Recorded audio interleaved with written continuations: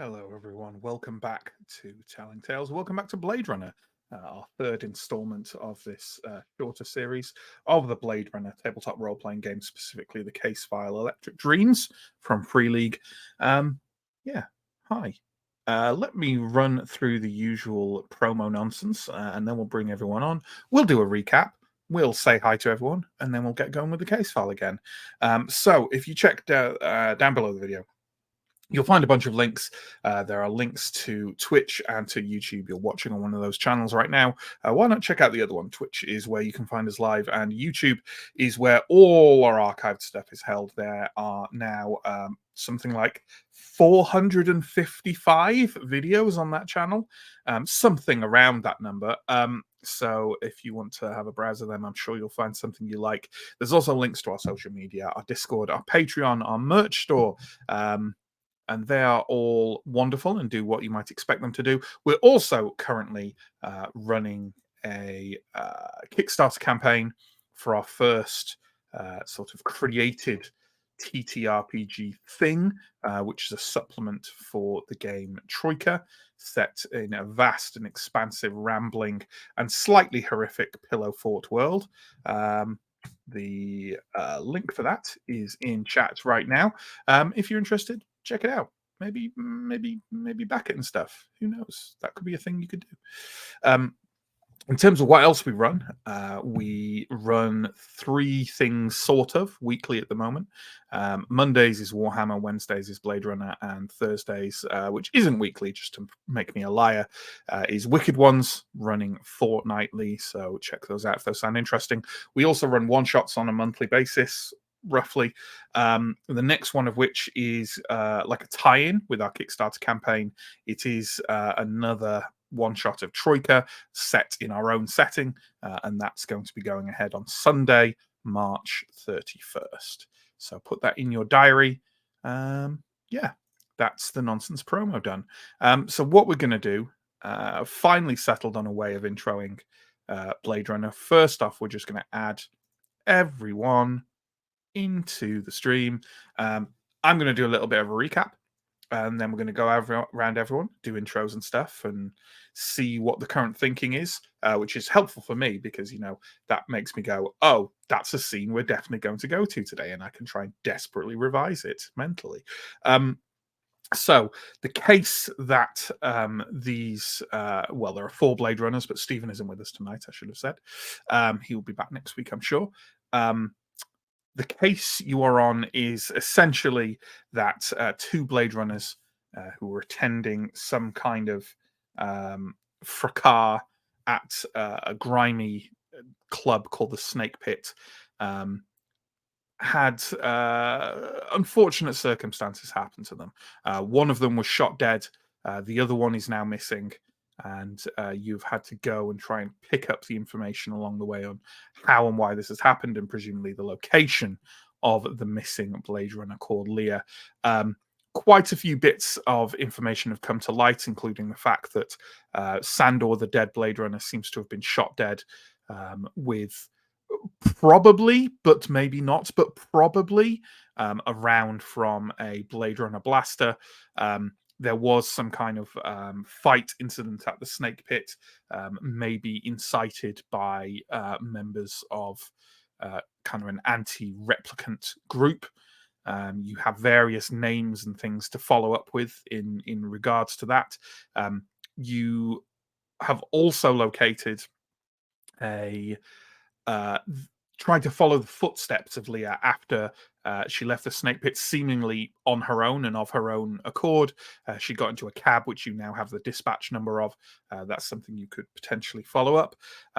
You also investigated Leah's apartment, partly due to it has to be said, the group's fairly growing suspicions on who pulled the trigger on Sandor.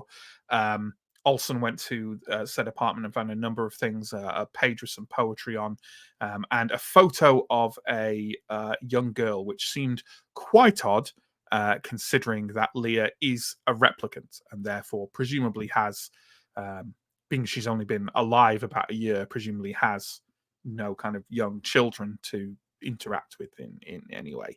A little light was shown on this when Fenner went to visit Lilith Memory Labs. Lilith Tyrell, who basically creates memories for replicants for Wallace Corporation.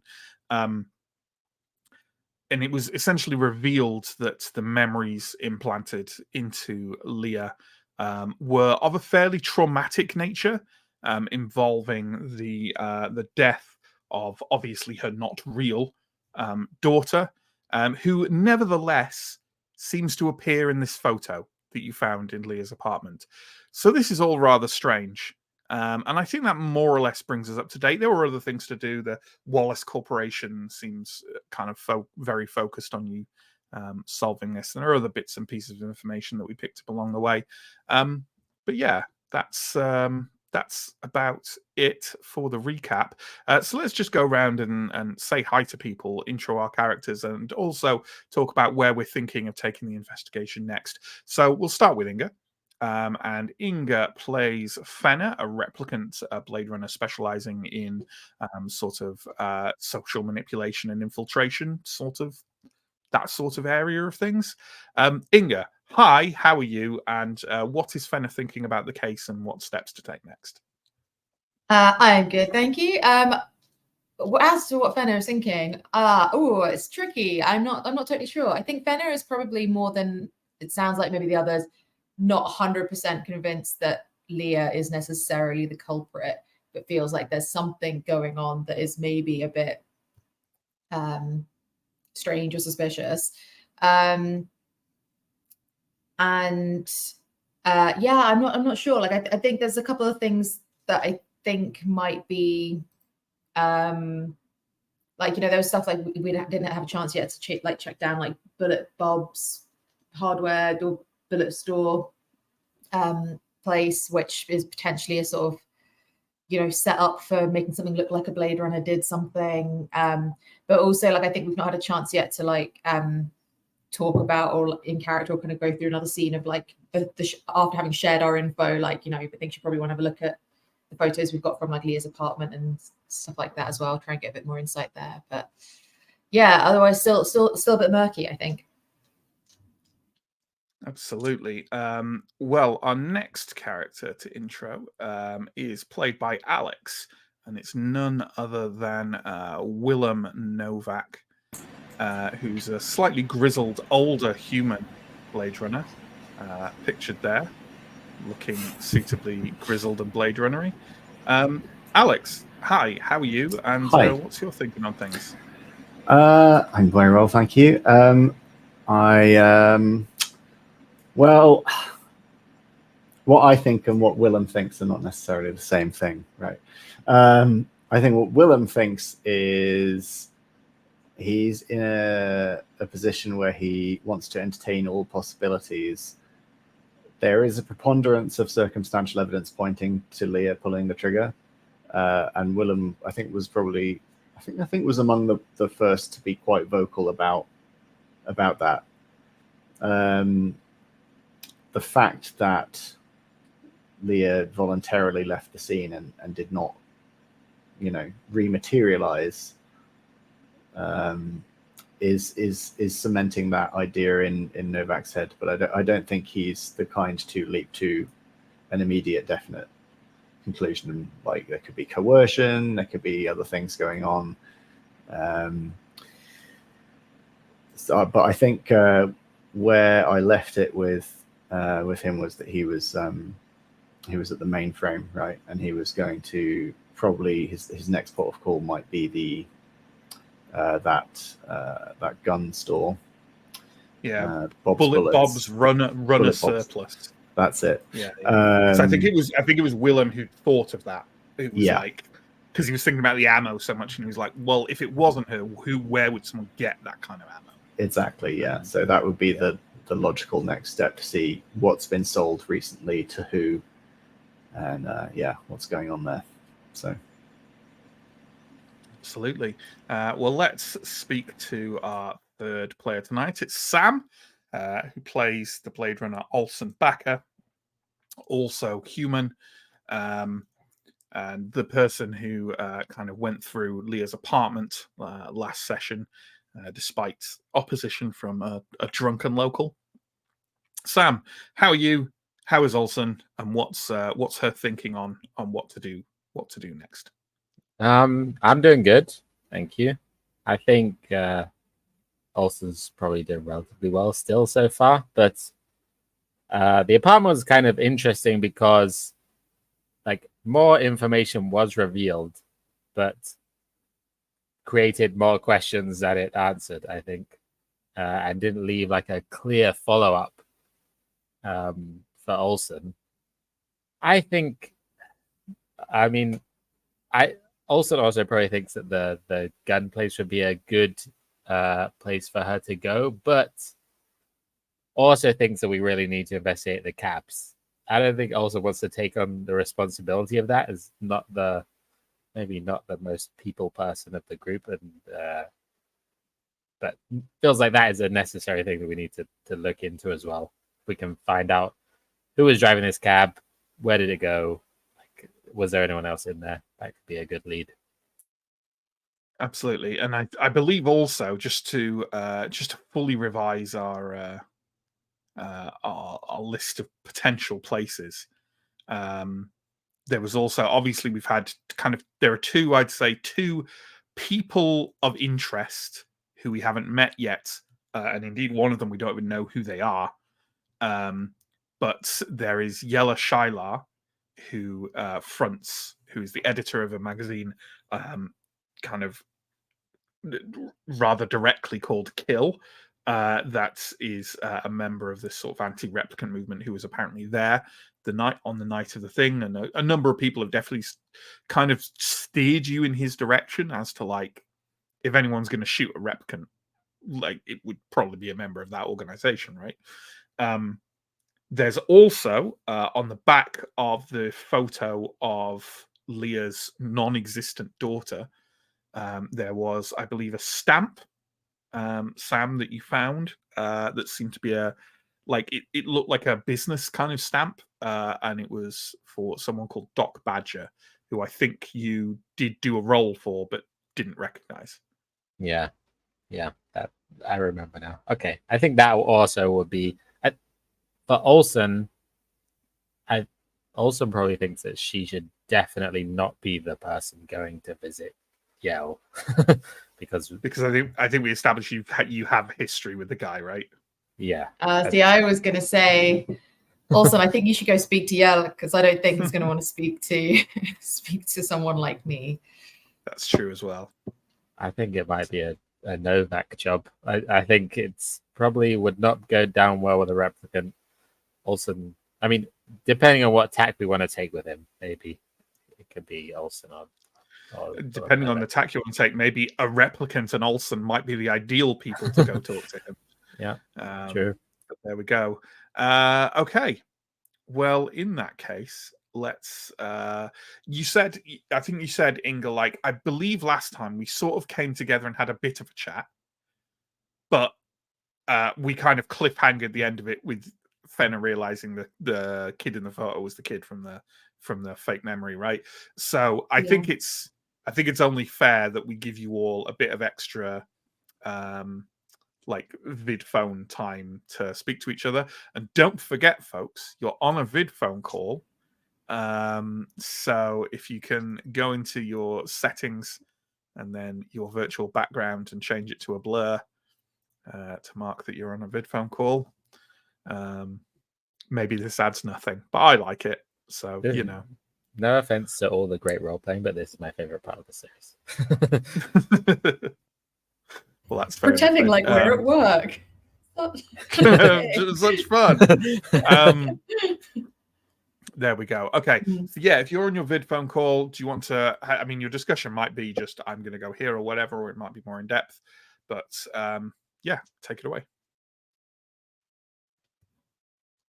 Actually, can I ask you a question, Matt, before I start chatting through role playing it? Which is so I think one of the things that I think Fenner might have spotted is that I think in the because I think we said that the photo, like the handout photo, we'd assumed that that's what was taken and shared with us. Yeah, absolutely. So I think I did you spotted see something? Well, I think I did, and I don't know if it means anything because it seems fairly inconsequential, but clues. So I think it was hard for me to tell just because of how far I could zoom in, but I think it looked like there were some butterflies in the background, and there was an advert on the newspaper for something about anemoid butterflies. And I have an anemoid cat, so I was looking for anemoids, basically. And it seems like anemoids are unlikely to have anything to do with it. But if nothing else, is anybody looking after her butterflies? I guess. But yeah, I mean, I given that there's like an advert in the newspaper for it, like, are these particularly unusual or rare? Or would it be particularly like... Anemoids Yeah. are expensive. They Yeah. are extremely unusual things for an individual to own. Mine's secondhand. Yeah, absolutely. Don't chop, you know. Yes, that is unusual. And would you care to, having done the work and found that out, could you read out the advert you found in the newspaper, please? Of course. So the newspaper said, the Aurelian, design your own butterfly, 622 Lafayette Anemoid Row. That, ladies and gentlemen, is what we call a clue. Okie doke. All right. Well, in that case, with those anemoids in the photo here, did you spot in the apartment? Yeah, I guess so. I didn't really think much of them, but now that you mention it, it's a bit strange. This feels like not a Blade Runner salary kind of. I mean, assuming that those are not secondhand, like mine. I mean, it's possible you could acquire them on a Blade Runner salary, but you would have to not buy much else. Yeah. It just feels like it doesn't quite add up. And these feel newer. I mean, if nothing else, I mean, they're also new. Like, I mean, if nothing else, like maybe there's someone there who'll recognize there'll be some more intel about what she's been up to or how much cash she's been flashing. Or if somebody's bought these for her. Yeah, I think either if she's getting extra cash or if someone's buying her expensive gifts. Good things to know.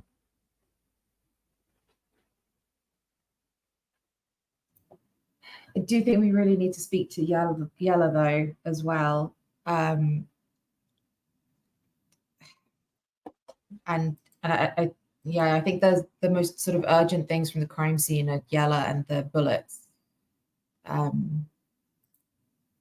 just all these other things that seem oddly connected to her life.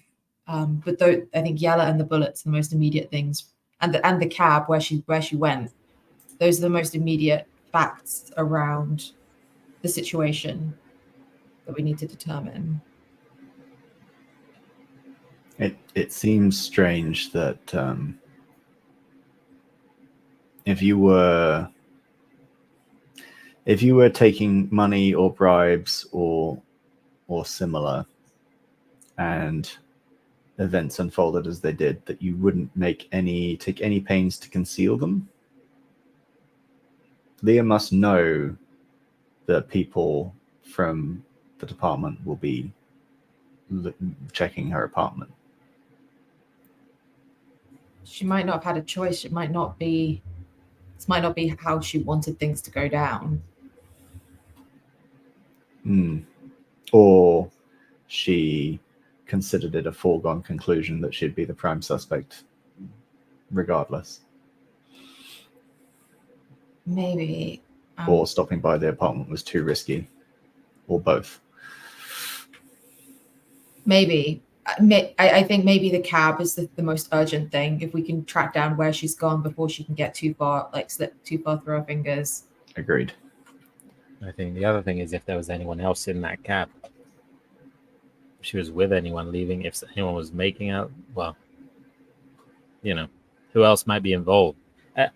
I have to say that it seems very unlikely it's a it was her plan going in there to, well, whoever's plan going in there. It seems like things just got out of hand rather than kind of some orchestrated plan. It's just like a riot, and then something happened, but we don't know exactly what. Yeah, it's messy.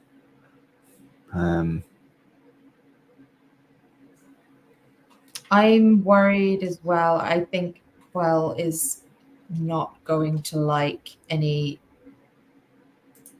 suggestion that Leah has done something deliberately criminal. The PR around all of this, it's not exactly a good look, and there's been a lot of press about their nines, and yeah, I think they're going to want this dealt with quietly, and I'm not sure what the reaction is going to be if our conclusions are N9 criminal.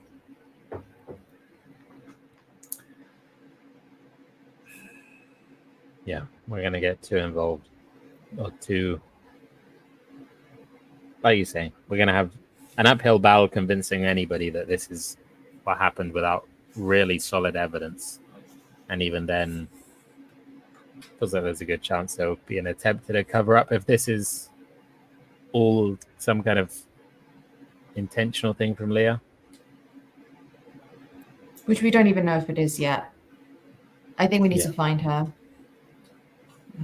The other thing that I've thought about this is, with everything we know about Leah, she would be a great scapegoat if you're trying to stir up some hatred against replicants, because she has all the factors that might cause you to have some suspicions about her.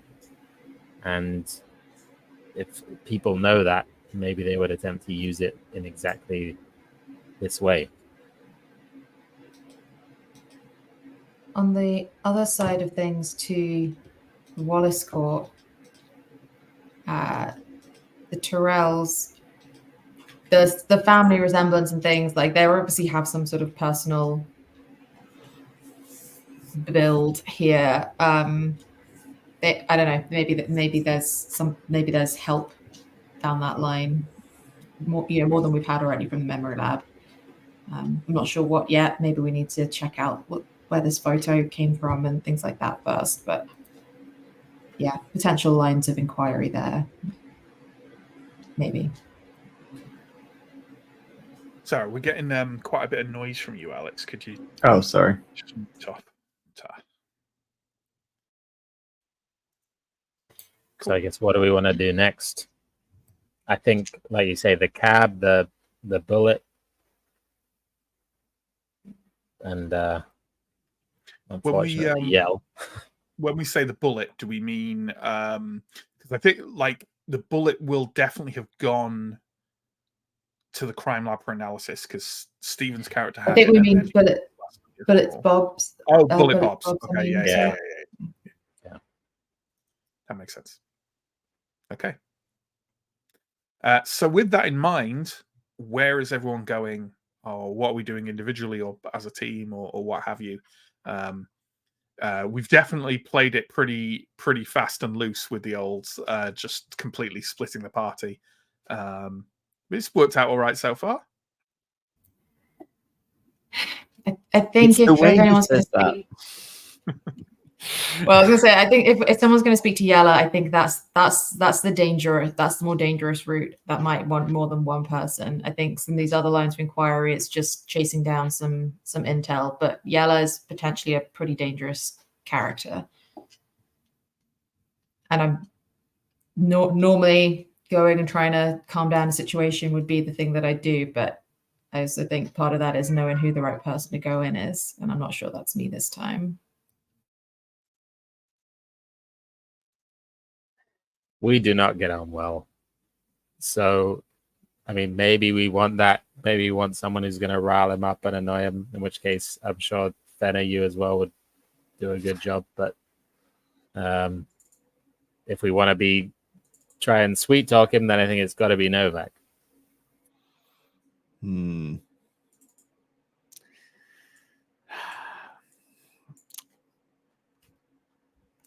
Matt, I think from what we know of this guy, like, this guy has a magazine called Kill. I guess, like, out of character in my head, I'm thinking, like, is there any point in me going, or is there a good chance he'll just be like, I have no qualms about just shooting you, kind of, or like, is it still like that's mad in front of another Blade Runner if we're going in together? It would be, yeah. I mean, murdering a Blade Runner is a pretty serious offense. Yeah, you're absolutely sure that. I mean, this guy is a regular attendee at the Snake Pit, which has many replicant employees. So, like, he doesn't just go around blasting every replicant he sees, for sure. Like, yeah. But I think you're going to see a kind of natural born human supremacist organization. Yeah, probably don't send the replicant on their own is probably sensible stuff. Yeah. Yeah, I'm not convinced 2 replicants would be safe either.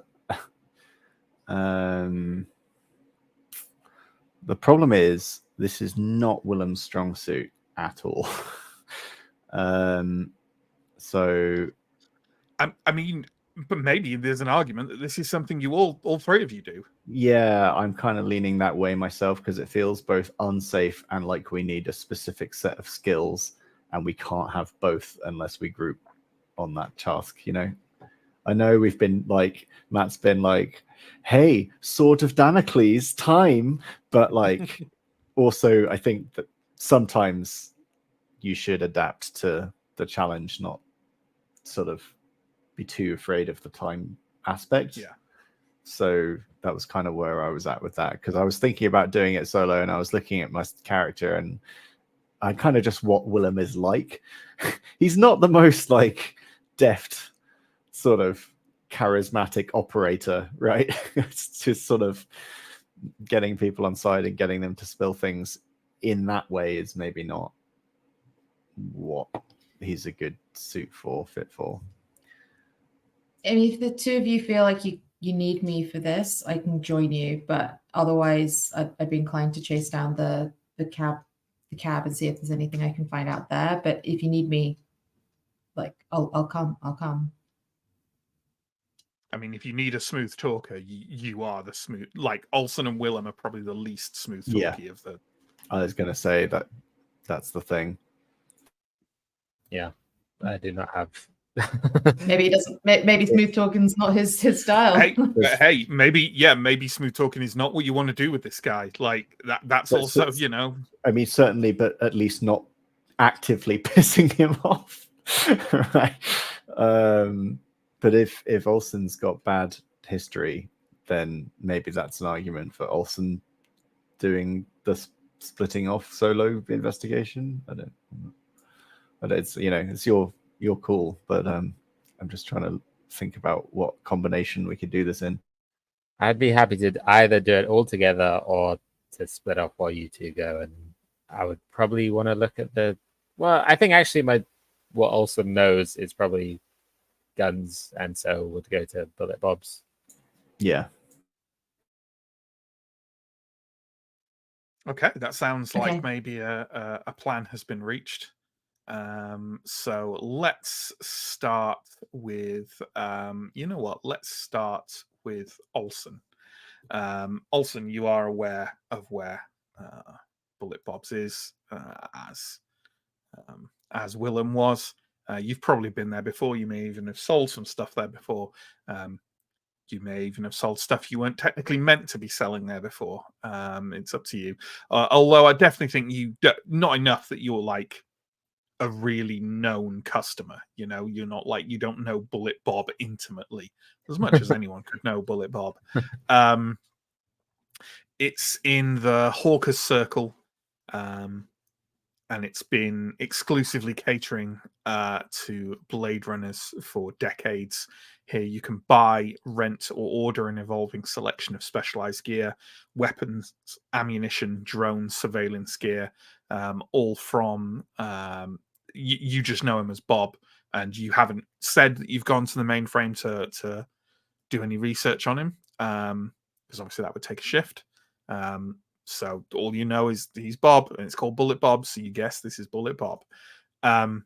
There is no one in the store as your spinner touches down in Hawker's Circle, and you step out into a street somewhat laden with fog, although you can hear kind of a procession nearby, some kind of religious or cultural procession happening with people shouting and singing in a language you don't understand as you open the door that makes a slight sort of pathetic beeping noise as you enter into the shop. It's not very large, and Bob, a man with a fairly bleak and surly temperament, stares out at you from behind the counter. Hi, Bob. I'm Olsen with the Backer with the RDU. I'm here. Unfortunately, not on business today, but I'm investigating a case and I could use your help.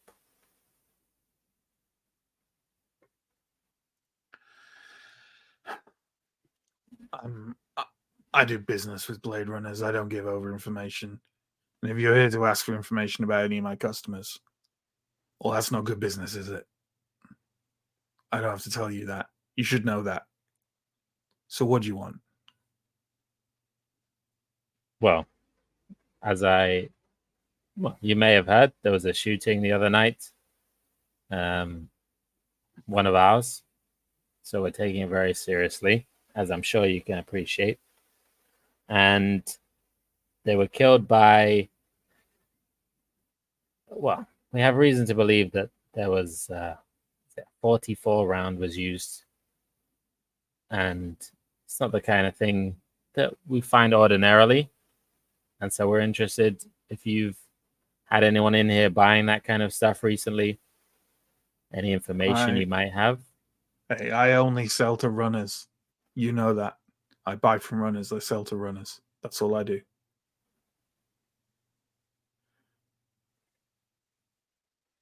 Is that all? You going to buy something? I might buy something. Depends. Have you got anything interesting at the moment? I go where you can see. I mean,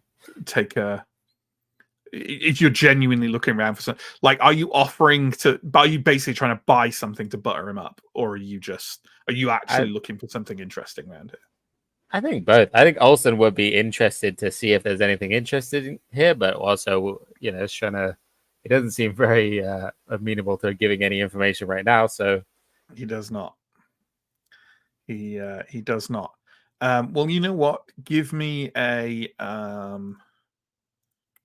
observation's a stat, right? Give me an observation roll to see if you spot anything interesting. Okay, not the best, but I'll give it a go.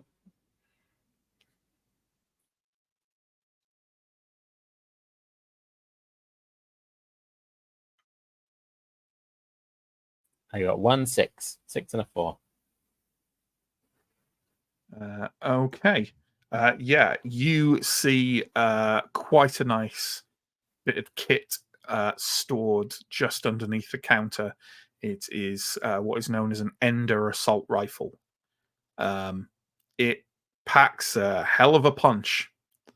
They're usually only available by, on detail from the LAPD. Someone selling it to Bob was being real naughty. But it's here and it's his now. Yeah. It's pretty expensive. But you what's your chin yen? 3. It's going to take all your spare cash to buy it if you wanted to buy it. Okay. I'll kind of point it out and say, "Oh, that's a nice bit of kit you've got there."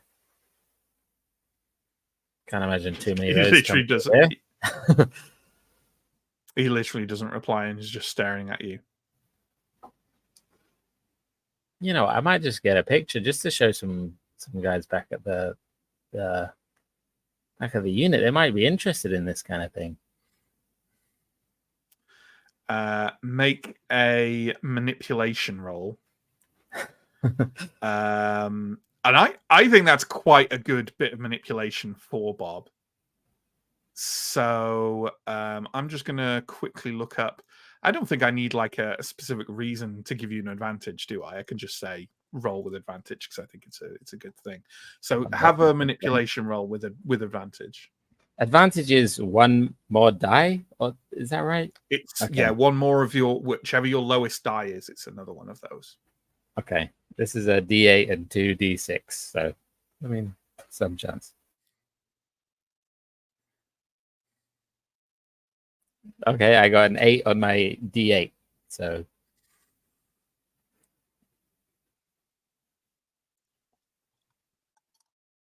who are you looking for?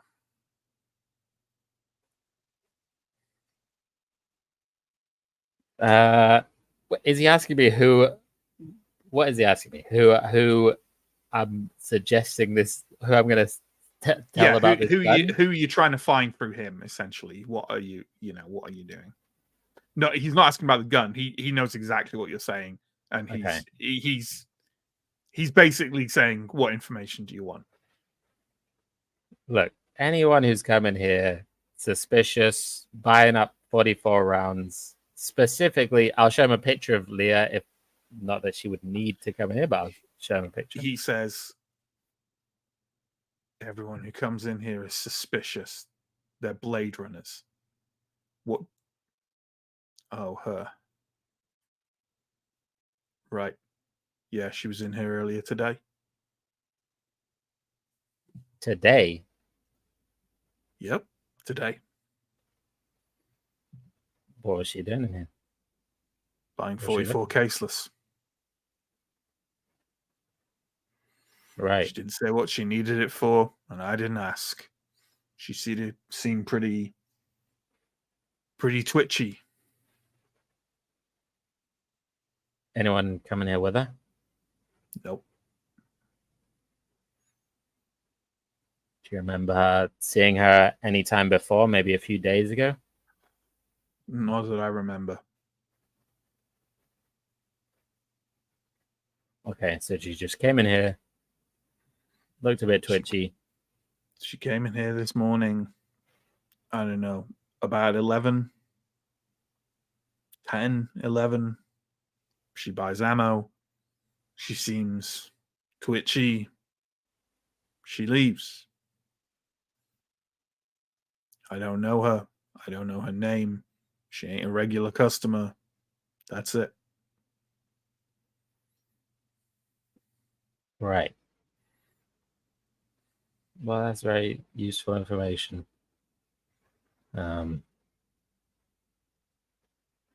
If she comes in again, would you do me a huge favor and just give a call down to the RD or the LAPD, either? I don't know. Calls are expensive. Okay. What about that gun? I can take it off your hands. No one would. He names a price equivalent to 3 Chin-yen points. He's not gouging you. You think that's pretty much what you'd pay for it on like the black market, or if somehow you manage to acquire one as surplus from the department, which sometimes happens, that kind of thing. If you come with a bit of ammo, you've got a deal, and we'll be waiting for your call.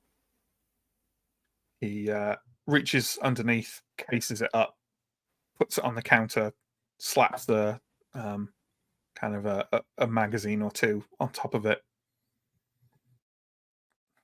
That enough? That'll do. Thank you. Pleasure doing business with you.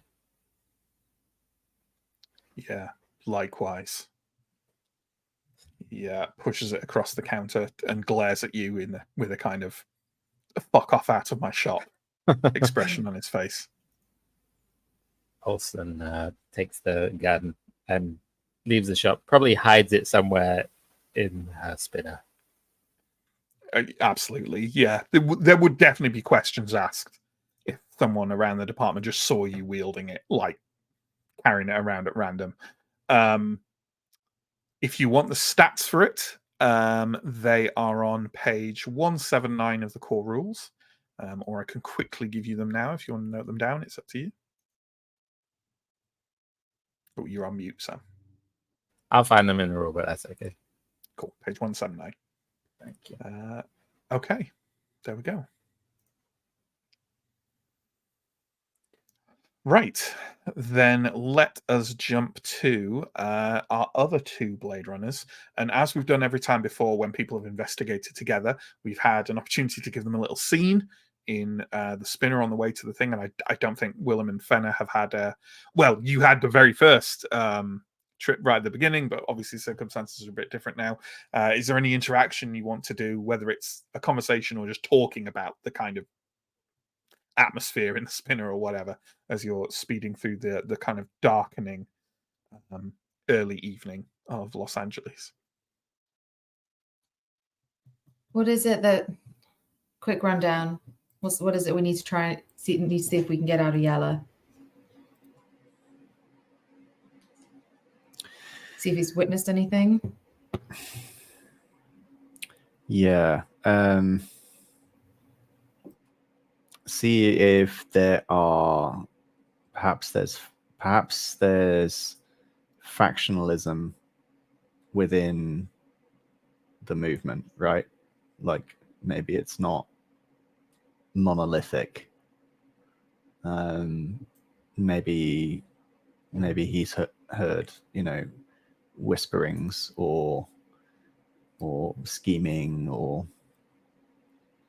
that would Sounds be like Leah had been around the snake pit quite a lot, which is a known location. Like, even did he know her? Was she part of the movement somehow?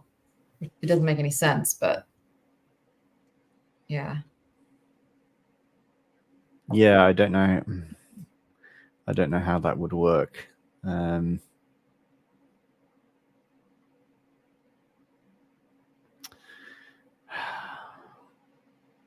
It might just be a case of getting a lay of the land, see if we can identify some kind of agenda. Beyond the obvious, I suppose. Yeah. Yeah.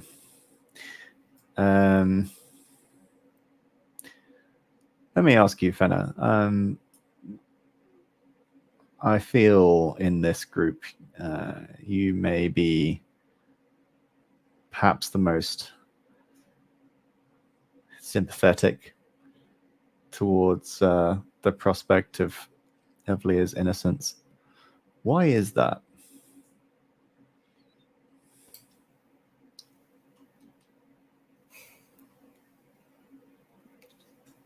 I don't know. I mean, she's missing. We've got to find her. I think it's hard to. It doesn't seem. There's something about it that just doesn't smell right, I guess, is all I can really say. There's some weird stuff going on. There's a lot of stuff that doesn't add up with Leah, but I don't know that those things necessarily add up to shooting her partner that she was working with out of nowhere. There's, I don't know, every time we find out a little bit more about her, there's something that's a bit strange, but not unsympathetic. Like that stuff about the memories that have been implanted for her. That's messed up. And if I don't know that I would say that things were her fault. I don't know. But I'm also don't know that things point to her guilt at this point. And a Blade Runner goes missing. One of our own's been shot. My first thought is I want to help those people. Fair enough. Good enough for me. I'm not precluding anything. I'm just interested in how you're weighting the evidence. That's all. Well, shall we? Yeah. And yeah. Okay. The Kill magazine offices are in Sector 1, and you find yourself sort of landing nearby a somewhat run-down office block. After you get out and go up, you can see that most of the offices seem to be not in use. And as you progress up the stairs, the elevator is out of order. You can see that a number of the lower offices are kind of occupied by squatters and homeless people. But eventually you find yourself maybe about halfway up the relatively low skyscraper, in front of a door and a buzzer that has the Kill magazine logo emblazoned very firmly over it.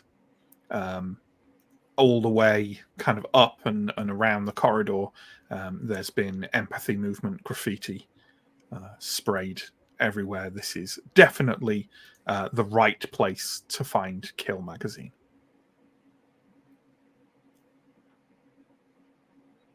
So head into, if there is some sort of reception type entrance at whatever entrance looks like. The door seems to be closed, but there is a buzzer next to it. Buzz. Yeah. What? We're here to speak with Yala from RDU. Oh, RDU. Okay. Sure. There's a buzz and a click and the door opens.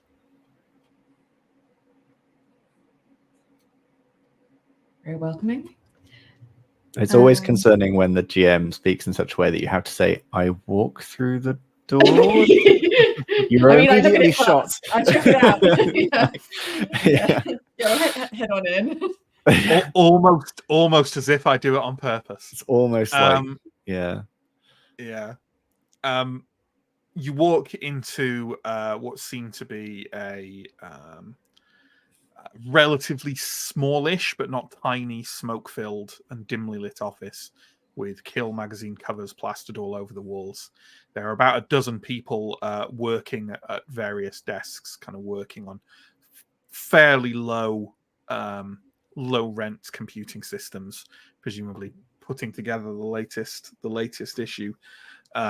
Over at the back is a slightly shuttered off office, and in the doorway of that is a young man who looks quite excited, talking to a somewhat bloated older man with kind of slightly unkempt, slicked back grey hair, who kind of like makes some kind of like gesture for the young man to calm down, and then walks directly over to you walking in. He looks around at both of you and says, I'm Yella Shilar. What do you want? What do you want from me? Can I ask, like, if we're just like walking in, you say there's like magazines everywhere. Like, is there anything that kind of jumps out of having a look at, like, just slowly trying to take it in as we go through? Like, is there like they're printing a front page? It's got like Sandor's dead body on the front, or anything like that? You're trying to get a look and see what they might be working on, like what the next issue might sort of contain. Okay. Well, what I'm going to want from that is probably. I'm going to say you can make. I think that takes multiple observation rolls, or at least multiple observation successes. So as you walk in, why don't you give me an observation roll off the bat and see how you do, and that will affect. Then we'll decide. A 2 and a 3. A 2 and a 3. That's fine. And I won't push.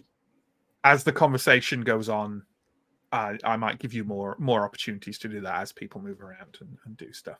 But for now, Yeller is stood in front of both of you.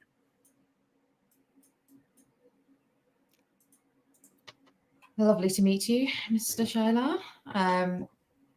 Benna, this is Novak. Novak just nods. We are here about an incident at the snake Whoa, pit. whoa.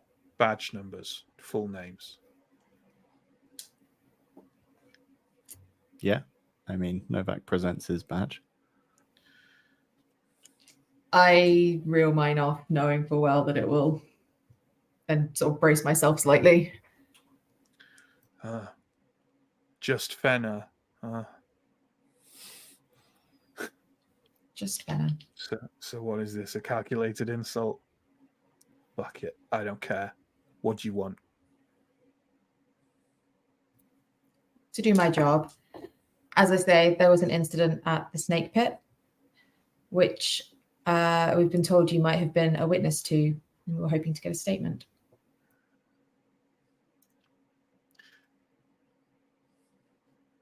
It was a confusing and chaotic incident. I'm not sure someone of my advanced age could have spotted anything in that thrashing crowd. But I do run a magazine.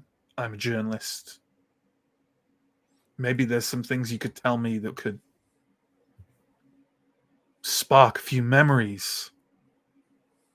I know memories aren't something you're overly familiar with. I'm sure you heard or possibly even saw that somebody was shot. Yeah. Look, clearly you're not too familiar with how this works. Obviously, I know you're, fresh out of the test tube. He turns and addresses Novak. What have you got for me?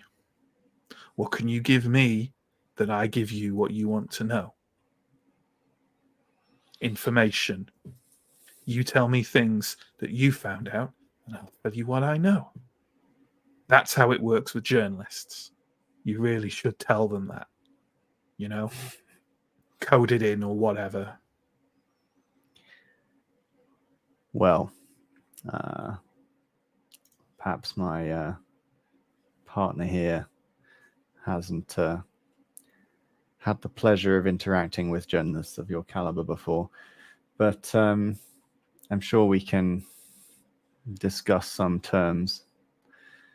Obviously, I don't need to tell you, my hands are somewhat tied by the policies of the department, but I'm certain we can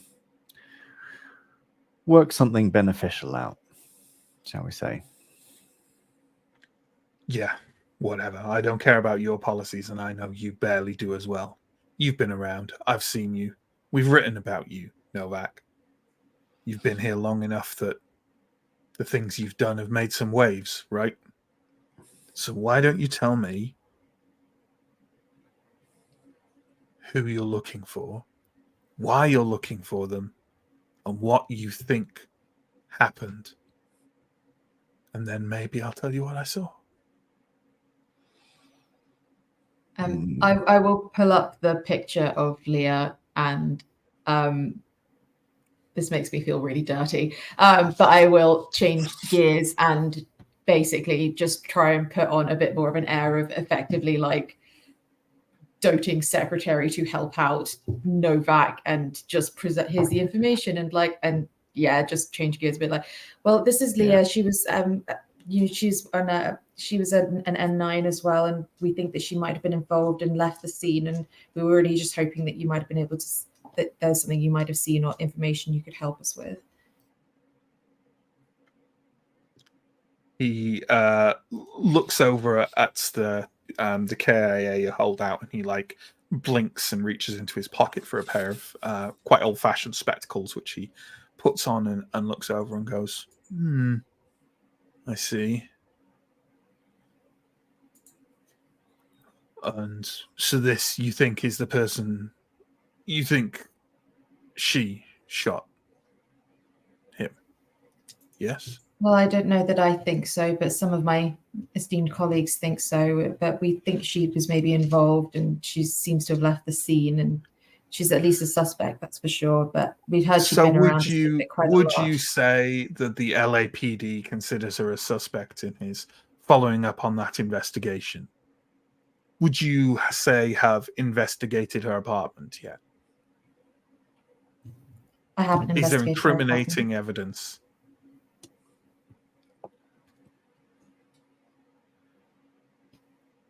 Well, Only circumstantial. there's enough circumstantial evidence for them to be quite high on that list, from my perspective. Any known associates, affiliates, leads? Well, they've led Give this me way. something. Actually. Give me something to this way. Give me something to follow, Nova. Fenna, what this role you're playing though? Go ahead and make a manipulation roll. I was gonna sidebar a minute ago and say I have a sort of an idea of an angle to play here. I'm not exactly sure what information I actually legit have that I can give him in terms of connections. Like, we don't. Anything you give him, you shouldn't be giving him. Exactly. There's that, which is implicit, but like, I'm mentally reeling, trying to think of what I even know about like associates other than that she's. Well, I was about to say that we think the associates kind of leads here because she's been hanging around the Snake Pit, which is a known Hill magazine spot. But he's not. But at my manipulation roll, I got a 6 and a 12. Okay. Nice. Well, he seems to be definitely kind of like falling for your like he almost seems to have dismissed you, but he's like accepting anything you say as like, so you're in quite a good position to like, you know what? You're in a good position to do one of two things. Or shall I? No, actually, you got like 3 successes, didn't you? There, 2, because a 12 is 2. It's a 6. A 12 is 2, 6, and it's a 6 up, is it, or an 8 up? Yeah, it's a 6 up. Yeah, 3 successes. But yeah, you got like I think a 10 or a 12, 10, 11 or a 12 is 2 successes. Yeah. So you got 3 successes. So you know what? I'm not going to have you make a choice. I'm going to give you both. I would like you to have another observation roll. And I would also like you to make another manipulation roll at an advantage. So fail on the observation, a 4 and a 5, but the manipulation, what was that again? Oh, it's 2 12s. That's an 11, a 9, and an 8. So that's 4. Right. Okay. A ton of successes. Wow. You think that this guy, he's talking a very big game, and he's kind of very much brushing off any kind of like implication that he could be a suspect, right? You think his brushing off of that is like is basically he sees you as vulnerable, right? And he's trying to browbeat you into not even bring that into the field. Like, but the reality is here, you're a group of 4 Blade Runners. He is a suspect who very much has a motivation to kill any replicant, as is his entire group. Like, if you just decided, fuck it, let's pin it on him or on his group, he'd be extraordinarily vulnerable. Like, this is a big movement through the city, but clearly they don't have much resources. Like, they don't have lots of people, lots of money backing them, right? Otherwise, they wouldn't be here. You think if you spun this into, well, how about we rule you out of the investigation and don't pin you against the wall for this, and you tell us what you know. You think if you did that and you did it forcefully enough, you think this guy would break. Of course, you can't communicate this directly to Novak, but yeah. I guess I will try and hint it to Novak to sort of pick up on a bit by, just kind of carrying on as I've started there a little bit with the, Well, the lines of investigation have already been pointing us to you. I mean, there's several witnesses who spotted you there, and obviously with it being Blade Runner and N9's involved, the Kill magazine was really the kind of line of inquiry, and of course, that's circumstantial, but we have to follow these threads down, and of course, eliminate any lines of inquiry that are untrue. But again, I have these. to ask, what are you putting into their skulls? He's like flipping his thumb towards Fenrir and addressing you, Novak. It's up to you whether Novak is picking up what Fenrir is dropping down, but I think for me it's clear enough. I think it makes sense, and also I'll just go into it. Look, you may have your reservations about Fenrir, but let me tell you, you asked me about connections, about the relationships between Leah and other peoples and groups. And let me tell you, high as Leah is on my list of interest and interesting parties, by all accounts, she seems to have basically just kept to herself. She knew her partner. There's not a lot else going on. The one very salient connection that I've been able to see is her associations at the Snake Pit. Associations which heavily overlap with your own. So if I were you, I'd be more interested in clarifying that situation for us. Look, I'm trying to cooperate with you here, Novak. You can't just walk into my offices and try and point fingers at me. People know I didn't do this. Neither did any of my guys. What people know and what can be proven are two different things, my friend. Would you like to make an intimidation roll for me, please, with advantage? I will do so. Let me check the old stat-a-roonies and get my online dice roller because I forgot that I don't have that. Is it? You say it was manipulation? Intimidation. There is an intimidation stat, right? Oh, is there? I don't think maybe there so. isn't. I don't think so. It'll be manipulation then. Yeah, I think it's all umbrellaed under that. Yeah. Yeah. For some reason, I thought there was, but so with advantage means I roll in again one of the lowest die, right? Yeah, the lowest die you get an extra, and it's not rolling again. It's like another. You roll it into the pool. One yeah. Yeah. Okay, so that's 1d8 and 2d6. Yeah, that is. Oof, it's not amazing. It's 4, 5, 6. That's one success. It's one success is all you need to succeed. Which is the logo of the game. That's what they say. That's what they say.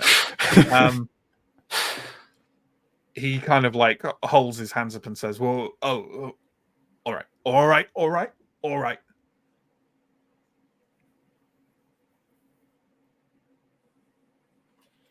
He like gestures for you to come over like a little bit away from the rest of the people working, like over to a corner of the office where no one is working. On your way, Fenner, you can make an observation roll again, please. No. 3 and a 4. Your luck had to run out eventually after the mad successes. So I'm in the Snake Pit. Some of my friends are at the Snake Pit. We were drinking, watching the useless skin jobs dancing on stage. Then this big guy who's always there, he picks a fight. He picks a fight with us. You know, we're guys who know how to handle ourselves. It's probably his funeral, but someone else intervenes before anyone can throw a punch. these two Blade Runners. The guy, he pulls his blaster on the tall one. Styles, I think his name is. Out of nowhere. Novak. This other rep, she just pulls her blaster, puts it to her partner's chest, and pulls the trigger. He's kind of looking at you to see your reaction before he carries on. I think Novak says nothing, but he just kind of raises an eyebrow, and sort of I'm intrigued and proceed kind of expression,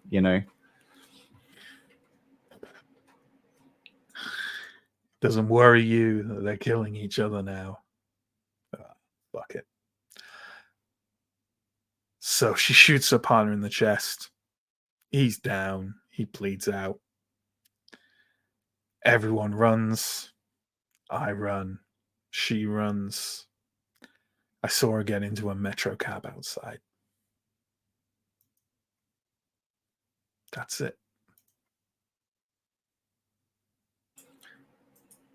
Let me be direct then. Knowing what you know, and given your obvious leanings, why not come forward with this information? Would this not surely have been in direct service of your own interests? He looks a little bit smug and crosses his arms, but doesn't reply. Very well. Suit yourself.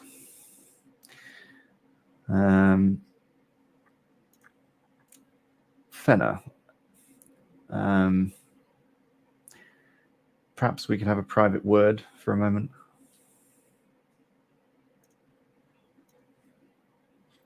I don't suppose you could have this private word outside and, leave. I've told you everything. That's everything I saw. Scout's honor. Sure. Fenna, any closing thoughts or questions you would like to pose to this upstanding member of the press? Have you seen her before? Yeah, she drank in the snake pit a lot. Unusual for one of you, isn't it? I've not done it. Not my You have scene. spoken to her before? Any of your guys? Going out, drinking, having vices. Aren't you meant to be better or something? No, she hadn't spoken to us. Do you think any of my guys would speak to her? Well, you're apparently content to watch them dance. I said they were useless, didn't I? You did. And yet, there you were. Interesting, that. Okay. I don't have to put up with this abuse. Go on. I've told you what I want. Get out of my office. Go on. Okay, well. Your information... Thank you for your cooperation with the RDU, Mr. Shilar. Your information was useful, and for that, I am genuinely grateful. I may not be the enemy you perhaps immediately perceive me to be, but let me tell you, don't give me cause, because you haven't seen abuse yet. Mm-hmm. And then we leave. Well, Novak does. You get the impression that this guy, he's definitely the kind of guy who needs the last word. Mm-hmm. You can have it as I'm leaving to my back. Sure. The door clicks behind you. You find yourself out in the corridor. What a pleasant man. Yeah. That went about how I expected it to go. There were a few different tacts I was willing to take on that one, and I'm glad that I had you there to follow your approach, because I think it was nicer than mine. Neater, at least. Yeah. I really did not want to kowtow to that rodent. So sometimes these things happen. It's part of the job. yeah, well, either way, sorry you had to put up with that. Anyway, what do you want to do now?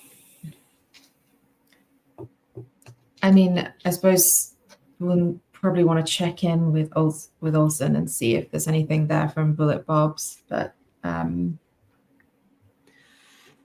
yeah, I mean, direct eyewitness saying that she just shot him point blank. I mean, it just doesn't make sense. It doesn't add up. Like, He has every reason to give us false eyewitness testimony. Every conceivable reason. It does correlate with all the known facts. I found his reaction interesting when I asked him why on earth he wouldn't immediately come forward with that information, given how beneficial it is, given how... The journalists don't inform the police. They want it the other way around. That's fair enough. If he wants to solve the mystery, he's not going to give it to us to do.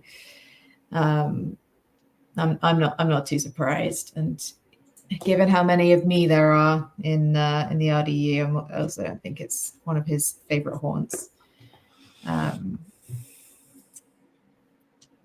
But if there is any chance that this guy is telling the truth, that is one hell of a mystery as to what on earth has been going on with Leah. I guess there's this other guy, Niles, that he mentioned the guy's name was. I don't know who that is. Did you not say there was a big guy? Maybe I misheard you. Styles. Oh, Styles. Sorry, not a new guy. We'd heard of Styles. No, it's. Did we speak to Styles? We spoke to Styles. Yeah. Olsen and Percival spoke to him. Yeah. He was, from what I remember, not terribly. So that does not stack up. Terribly helpful. No, it did. It did kind of stack. Wouldn't Styles say that there was like a bit of a fight? He didn't say that like everyone has said there was a fight. Yeah. I think Styles did say he was involved in the fight. He did say he was there when the brawl happened. Yeah. Piecing it together, like Yella seemed to say that the fight, no one was really fighting. But given that everyone else said that the empathy movement were the ones starting the fight, or participating in the fight, I guess you could just assume he's just trying to cover for his friends. Like, but yeah, I think like broadly speaking, I just don't want us to go down a chicken in a cage hole. Broadly speaking, the accounts of Yella and Styles pretty much matched, apart from Styles said he didn't see who shot who. I think that's the thing that doesn't make sense. If he's saying he was basically like these guys interviewed with him, and then it happened right in front of him, like that. The way Yella tells it, it sounds like Styles should have seen it, but like you don't know the precise. It's definitely conceivable that Yella could have seen it and Styles didn't, based on his recollection. But it does seem more likely if Yella was telling the truth that Styles would have seen it happen. Just to make it, Yella said that Sandor drew his gun and drew his gun at Styles. Was that Styles? Yeah, okay. That's exactly what he said. Yeah. If that's the case, then Styles should be aware at least of that. Like that part of it. You'd imagine. So it sounds like everyone is kind of minimizing their own involvement, which I guess is to be expected. Yeah. But the Styles seems to be more involved than he is letting on for sure. I feel that I know this is Sam talking, not necessarily Olsen, but I feel if Sam is talking about what we discovered in the Kill Magazine office, then there's a task everyone needs to do, a very important one, which is to turn your blur on, because we're in the post shift vid phone call here. Super important. No, I'm not going to give it up. Okay. Sorry, apologies, everybody. Yeah, accepted. Calling back up. So do we want to start by sharing the info? Because one thing I actually find quite fun, and I suspect other people will as well, is you kind of relating the pertinent things to the person who wasn't there, because that is an interesting thing, and you saying what you think was the thing. So why don't we have Sam? Why doesn't Olsen report in first on what happened at Bullet Bob's? So, I mean, Bob was not the most forthcoming, but he did give me a very interesting piece of information, which is that Leia was in the shop this morning buying 44 rounds.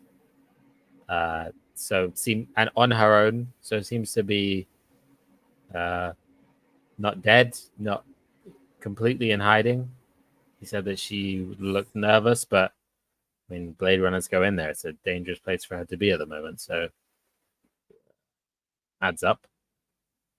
But she's around. Okay, that maybe does lend some weight to. We spoke to Yella, and I mean, I think there's a lot of take it with a bucket of salt, but the way he tells it, he saw Leia shoot Sandor right through the chest, like saw it happen directly. And I guess if that's the case, she's going to be missing some bullets, right? But he said she was looking nervous. Yeah. The fact that she's moving around seemingly freely and is replacing lost ammunition implies to me two possibilities, chiefly. One, that she is on the move and concerned about defending herself from some as yet unknown other party, or she plans to kill again. Now, I have to lend more credence to the latter. Thoughts? I don't know. I mean, this hardly seems like the work of a mastermind. None of this screams premeditated to me. Like, if she wanted to kill Sandor, this seems like the worst possible place and time to do it. If she's going right into Bullet Bob's and knowing, like, he's only dealing with Blade Runners, like that, this does not seem like a well laid out plan of how she's going to handle these. If this is premeditated, why not stock up on the bullets beforehand, before suspicions being raised? This feels like scrambling after something way unplanned happened. I completely agree. I don't think we know really what's going on still. I think it's very feasible that Leia did shoot Sandor, but the motive, there's something weird here that does not stack up for me. And I don't know how much we can say that it was her acting on her own volition or without coercion. I don't know, but there's something here that just doesn't smell right for me. I agree. None of it looks premeditated. It looks messy and of the moment and improvised moment to moment.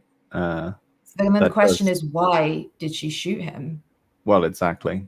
And we're no closer to understanding that. It also sounds like Styles apparently was, well, according to Yellow, and I again take it with some salt here, but he said this Yellow was the one, Styles was the one who instigated the fight. That's probably not true, but apparently it was our guys who went to intervene, and Sandor pulled his gun on Styles when Leia shot him straight through the chest. So if Styles said he didn't really see what happened, there's something, again, it doesn't quite stack up. Someone's lying to us, or someone's got a real bad memory. But I don't know. I don't think Yella's off the hook for me. I think he has got a fairly good incentive to be trying to pin blame somewhere else. I don't know. I think it's likely Leah's gun was fired and shot Sandor. It might not have even been Leia who fired it. I don't know. I mean, that makes it sound almost like they was trying to protect Styles.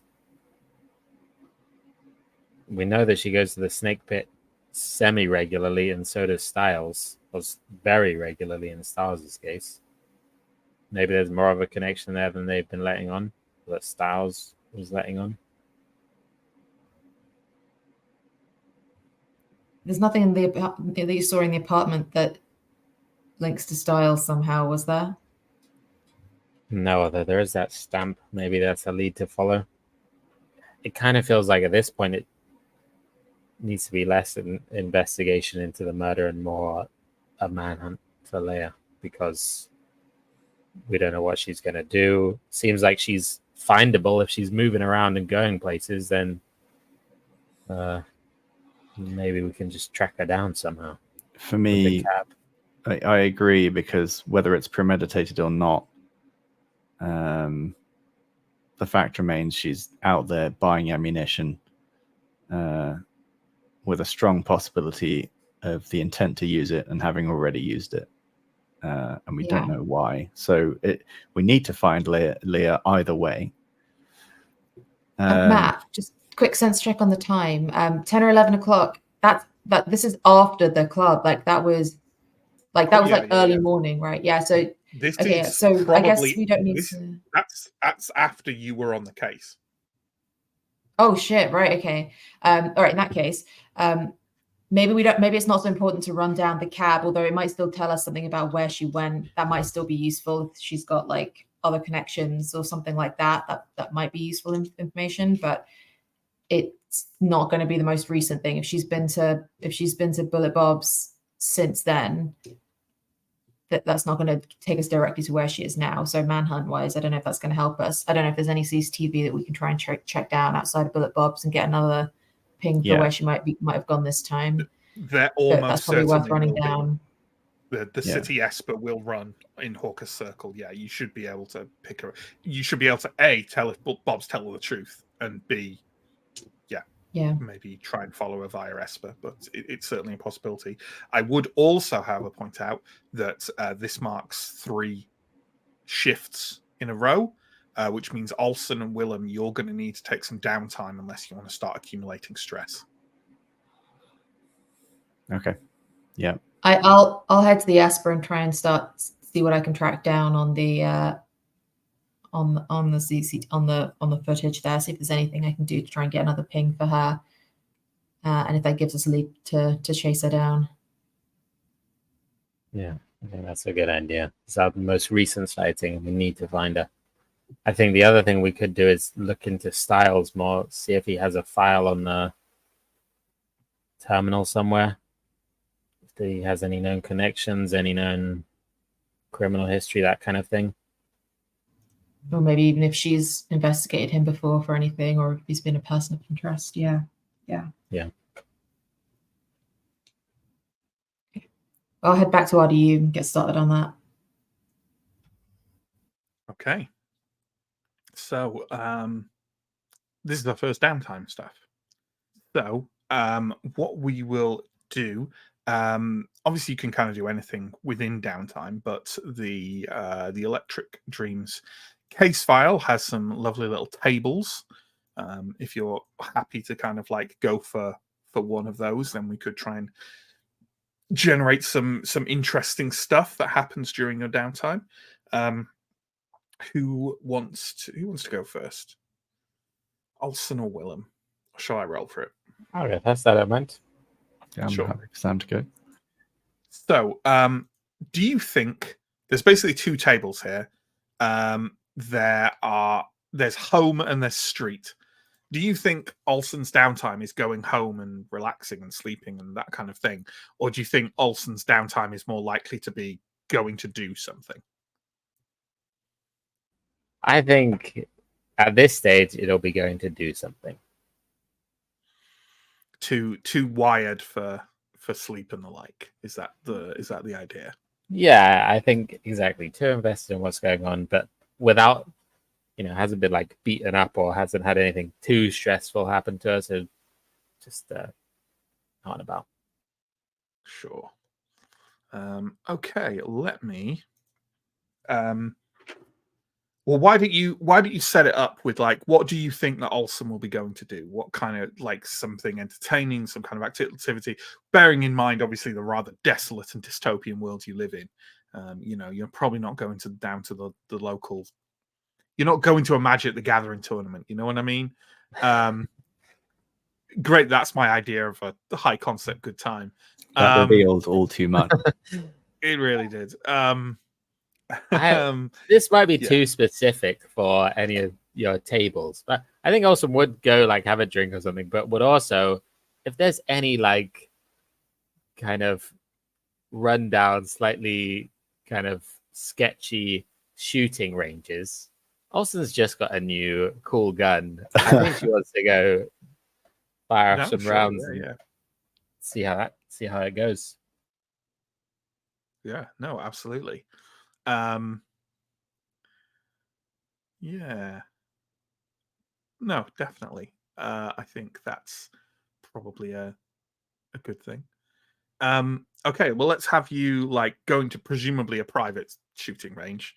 You're not going to go to the LAPD one and pull out Yeah, this new exactly. assault rifle. Yeah, no, that makes sense. So let's talk a bit about Olsen's background while you're doing this to provide some kind of like context for what kind of comes next. Like, do you want to like read out just the like main background bit for Olsen Backer, just for some context? Okay, yeah. I think that's the idea. One of few human volunteers for the off-world colonization defense program. You thought anything was better than the protein farms, but two OWCD tours in the worst crapped off farm town mine could shovel proved otherwise. You fought alongside reps who never chose to be there, but still sacrificed their lives to keep you breathing. Returning home, you immediately joined Rep Detect Special Ops as an outspoken member of the replicant rights movement. In case anyone was wondering exactly why Olsen had bad encounters with Yellow Shylar before. There we are. Olsen, you are you are there firing at you. I mean, it's an assault rifle. You definitely have some cans on to stop you deafening yourself in an inside environment. Yeah, this is a nice weapon. It packs a hell of a punch. I mean, your blaster packs a hell of a punch as well, and they're kind of similar in the damage they do, but the crucial thing is like your blaster isn't very accurate outside of a relatively near to you environment, whereas this assault rifle, you can definitely put someone powerful down at significant range with this. That's the real advantage of it. Also, I it goes think full also, auto, yeah, which you're probably not doing in a range, but yeah, not unless you want to pay a lot of money for ammunition. But as you're kind of like firing away, why don't you give me an observation roll at disadvantage, please? Because you're firing an assault rifle. Okay. Is that just my lowest or just my highest? I believe it's just your highest. Okay. But I definitely think that's the case. A D8. That's an 8. So yes. There you go. As you are firing, you become aware of someone because it's this is nighttime. There are definitely not as many people here as there would be during the day, and you become aware of someone kind of like stood over, kind of on the far side of the shooting range, kind of observing you basically. And as you turn around to see who it is, it's Styles.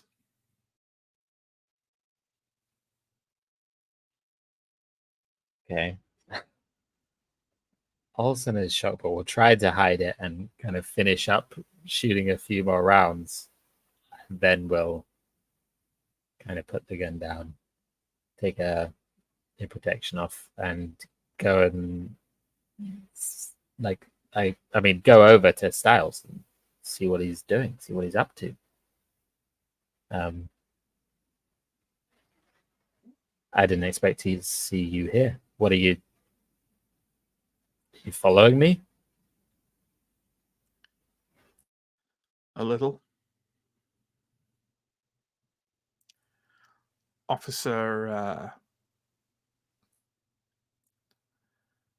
I've heard some things about you. people talk about you a little bit. Your participation in certain groups is unusual for someone in your position.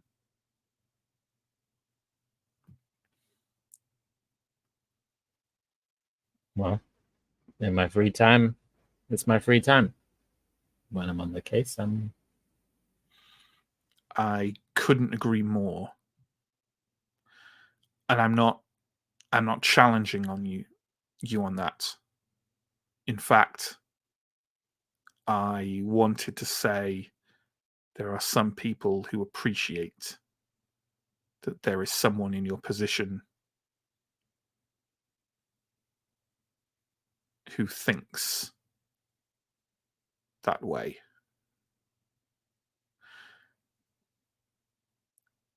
Leah has been through enough. Please. I know you can let this go.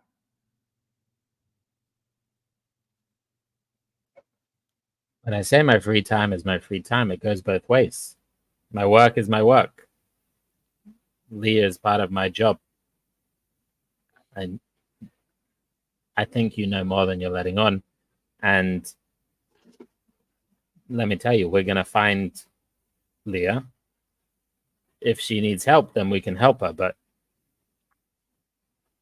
someone's been murdered. A person from my department has been murdered, and we're going to find who's responsible. And Leah is involved. We need to talk to her. If you know where she is, you should tell me. It'll be better for both of you. I don't know where she is, but I know what's been done to her.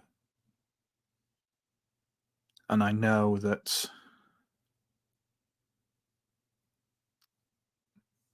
there are wrongs, officer, that sometimes the blood shed to right them, sometimes that isn't a wrong. You can help her. You can help her by letting her go. And what about Sandor?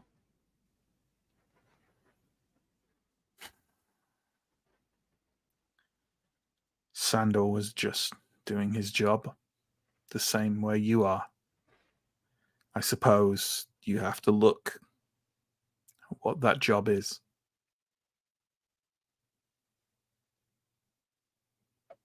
We've heard, it's recently come to light that you might have been more involved in this fight than you initially let on when we spoke to you previously. And yet here I am, coming to speak to you. I think if you want Leah to be safe, if you want to help her, and knowing what you know about me, I'm sure you can appreciate that I'm equally as invested in helping Sandor as I am in helping Leah. Not that it can save him, but that I want to know who did this. And I'm not going to stop until, well, no one in the RDU is going to stop until we find somebody responsible for this. It's our job, but equally, it's one of our own. This is not some random replicant that, may in some circumstances be forgotten. This is an officer. If you have information, you need to tell it to us. That's what I am doing. Leah pulled the trigger, but she's not the guilty one here. So who is? You already know.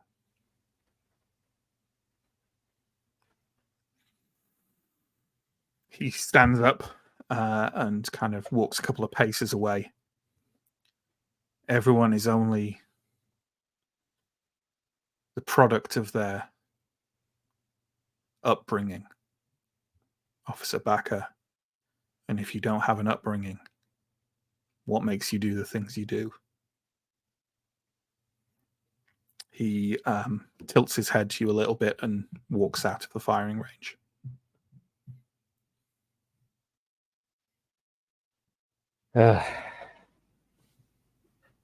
Wilson sighs. Goes back to firing a gun. So let's jump in with Fenna, I think. So your thing for the shift is going to be going to the mainframe and Esper wall, which I have a slight adjustment to how I've described it. Because I think last time we went there, I was like, you're meant to be able to go and do both things, but I want you to actually only be able to do one in a shift. But given that you can access the mainframe from anywhere at any shift, you just don't get the tech advantage for it. I want to make it clear you can still do that here. So if you want to do mainframe stuff as well as the Esper wall, you can do it. You just won't get the advantage to the role in the same way that if you dedicated the shift to the mainframe. Okay, so, cool. Yeah, I mean, I'll focus on the CCTV first. I think the styles like lookup is secondary. The main thing is to try and track her down ASAP. So I'll start there at least. Absolutely. Well, if you want to, so is the main thing you're doing using the Esper wall to try and find any footage of Leah going to Bullet Bob's? Is that the idea? Going to like to confirm that she was there around that time, but then more importantly, like, can I see where she's gone, or is there any lead to then use to track her beyond that? Absolutely. Well, why don't you give me a tech roll with advantage, please? This is a 6 and a 10 for me, so not my strongest. That's a 4 on the 6, another 4, and a 2. I'm going to push. Throwing my dice all over the place. Sorry, what did you just say you got a 6? No, a 4, a 2. It was a D6, but it was a 4, and a 2. I think it was. Cool. Yeah. If I push, am I rolling with the advantage again as well? Yeah. You re-roll every roll that wasn't a 1. Okay.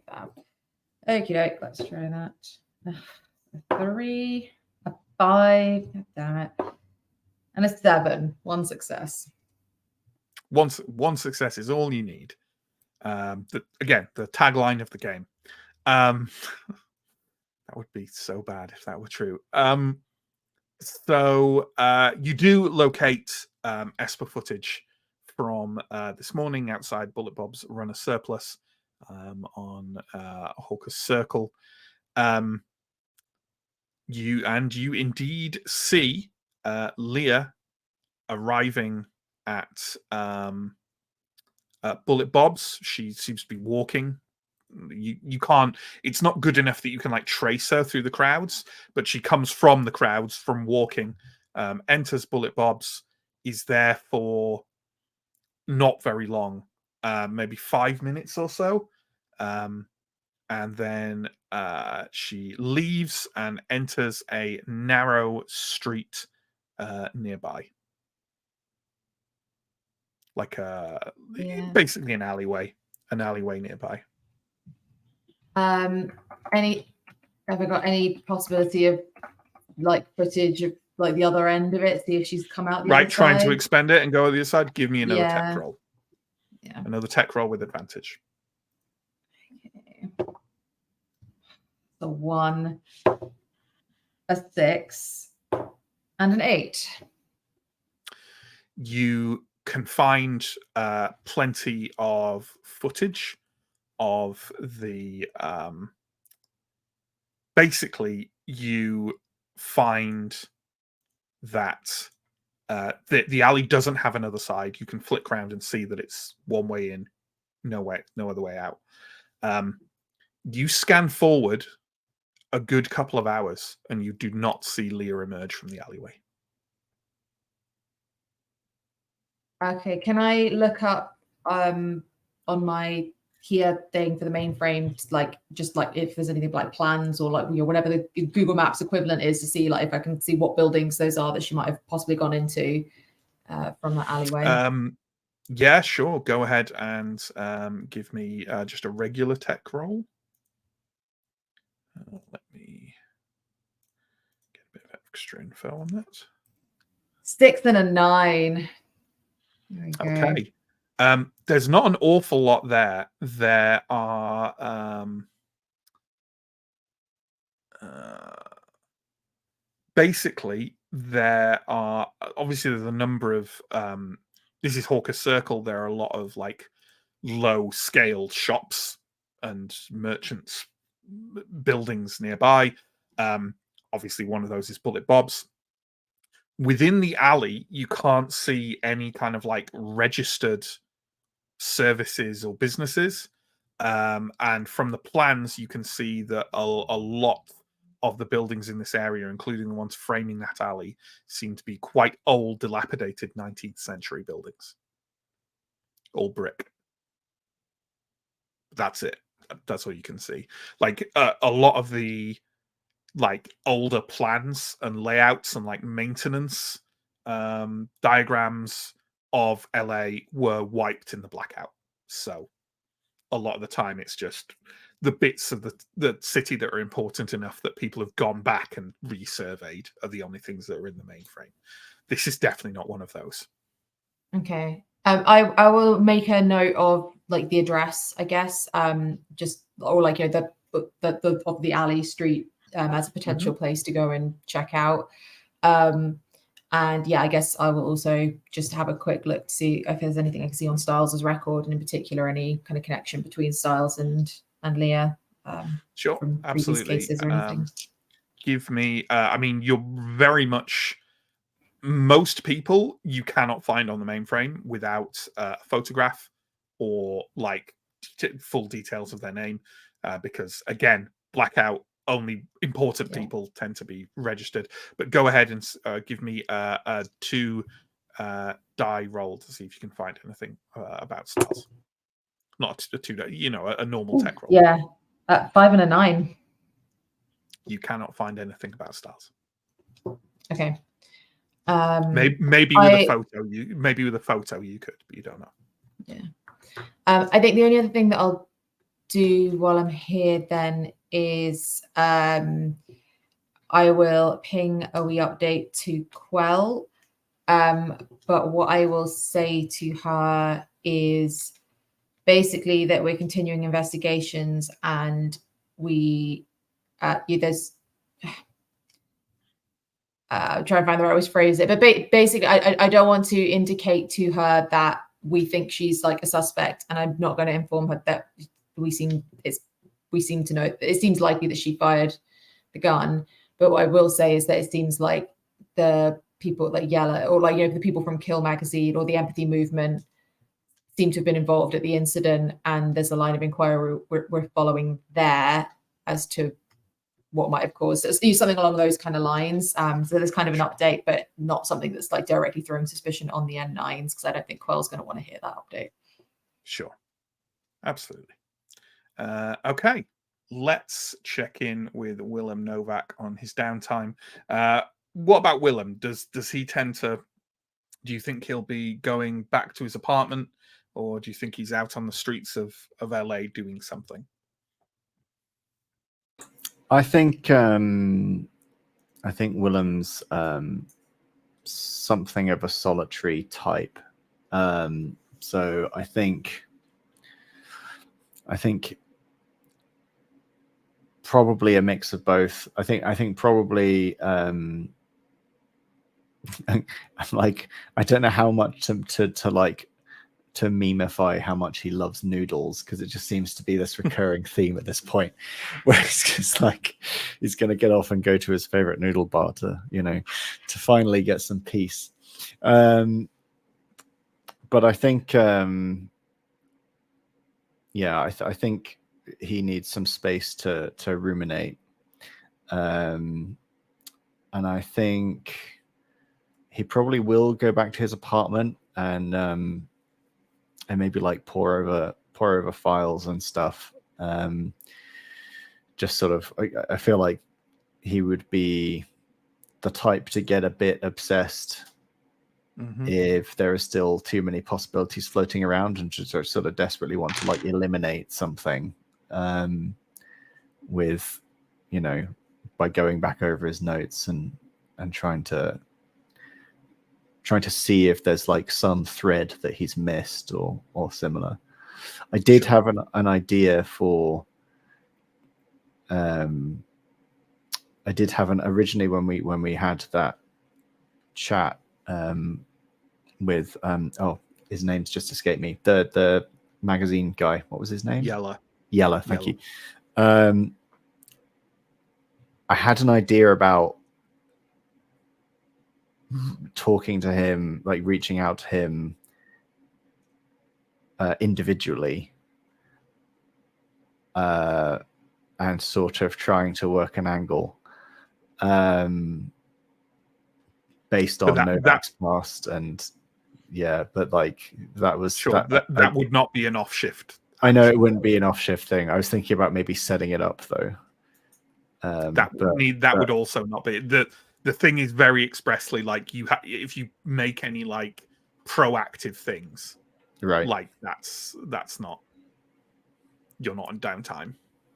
Okay. You do it. You just start getting stress. Yeah. Okay. Fine. Yeah. I think he's like just gonna be a bit of a recluse, and a bit grumpy that basically he's been called away, you know, from what was supposed to be a bit of downtime, and the thing he's been called away from has turned out to be a bit of a fucking nightmare, right?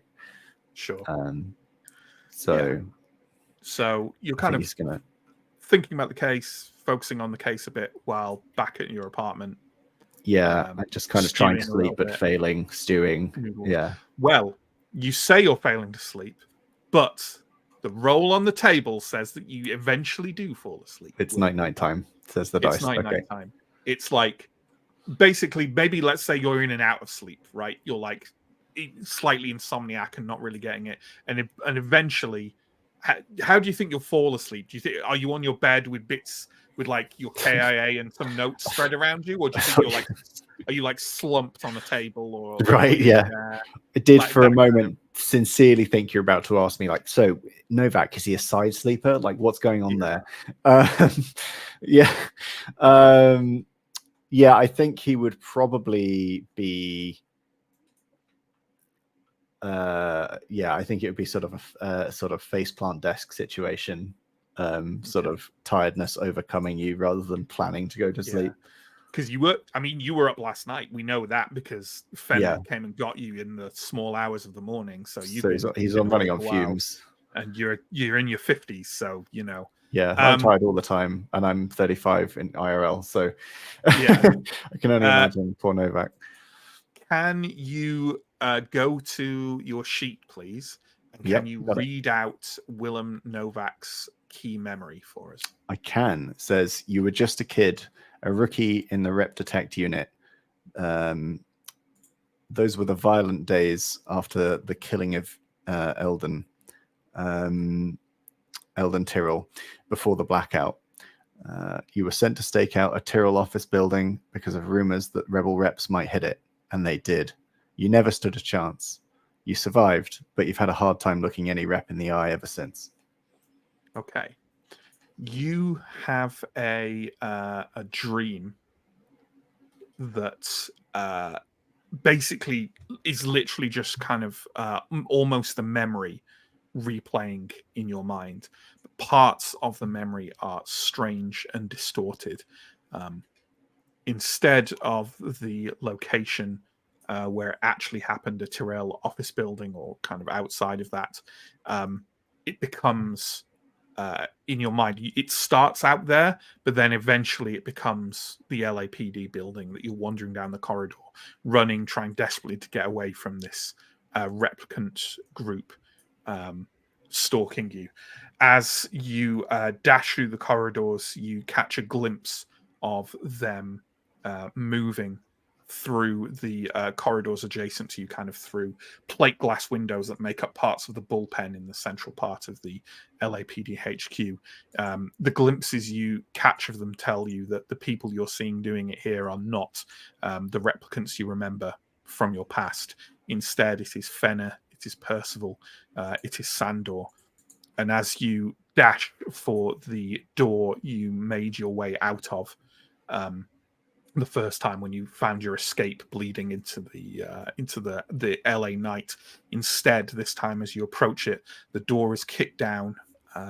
The missing Blade Runner, Leah, strides through it, lifts her blaster and fires around directly into your chest.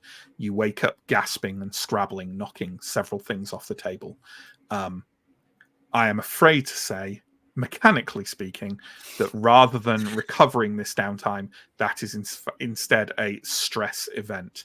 Can you roll insight, please? Okie dokie. Well, this is going great. It's just a straight insight roll. Straight insight roll. That is... That's a 1 and an 8 on my 2d8. So that's okay. That's a 1 though. Yeah. In which case, at first you panic. As one gets older, one has more panicky and anxious dreams. And while you're not completely inured to them, you have somewhat built up a slight resistance. So within a moment or so, your breathing calms down and you realize where you are and what is happening, and it wasn't real. So just take 1 stress.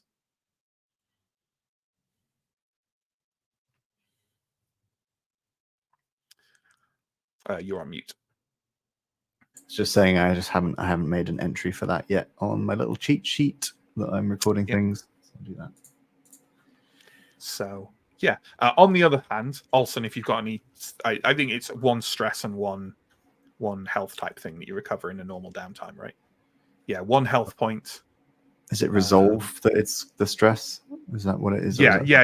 Well, it's a weird thing because it stress and resolve are technically different things, but when stress reaches resolve, that's bad. I see.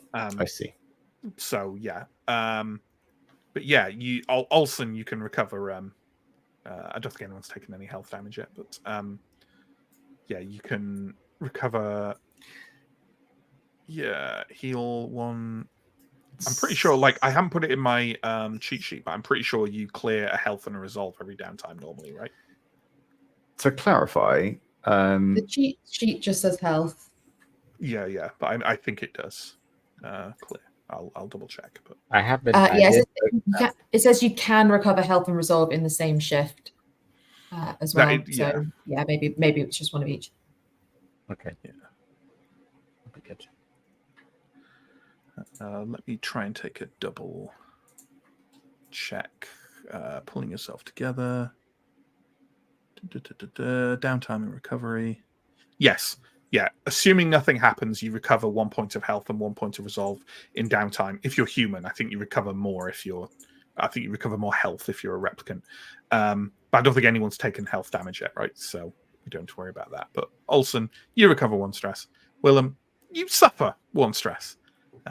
Because the table did not like a shift. But does that reset the time before I need to rest again? No. So I just need to take another downtime immediately. No. Sorry. Yes, it does still reset the downtime. Right. It's just that you accumulated stress instead of losing it. Sure. But yeah. No, you now require 3 more shifts before you need to. Great. Okay. My understanding is that I didn't have any stress before that 1 point, so it's not too bad. So it's not too bad. Yeah. And you know what? You realize that the noise that maybe replicated the sound of Leah's blaster going off that jerked you out of the sleep was a quiet alert going on your KIA. The others are waiting for you to join them for a call. Okay. But that is the call that will start the next session, because we've reached the point that I don't want to go further without Stephen for now. Yeah. And obviously, if Stephen can't join us next week, then we'll think of another way around it. But assuming he can, that's a good point to end it, because Stephen is due doing something this shift. So we can take care of that next time. Okay. As we have done before, first off, if you're in chat and you want us to address something, write a comment or anything like that, pop it in chat and we'll pop it up and talk about it in a second. But what we've been doing, usually I don't really go into XP stuff on streams. I tend to leave it off for like private chat and Discord. But because the way this does it is so interesting, I think, and kind of much more woven into the fabric of the game, I think we will go through this stuff. It'll also entail us saying what information we have or haven't uploaded to the LAPD mainframe. So let's go through one by one and talk about that first. So Sam, what information, if any, have you uploaded to the mainframe this session? I think I will have uploaded that Leia was in Bullet Bob's and that she was buying 44 ammo. Mm-hmm. Definitely nothing about me buying the gun, but I will definitely have uploaded something about Styles saying, like, confirming that Leia pulled the trigger, but that there's something else involved. Yeah. Sure. How about you, Inga? I don't upload the info about Leah seemingly having pulled the trigger, but I will say that I will upload that we'd spoken to Yella, and it's uncertain but possible that Kill was potentially involved in at least the brawl that kicked off the chain of events.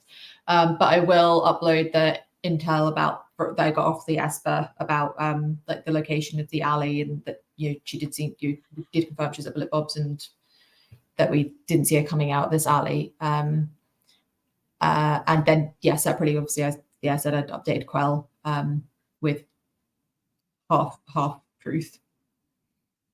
Sure. Willem, what about you?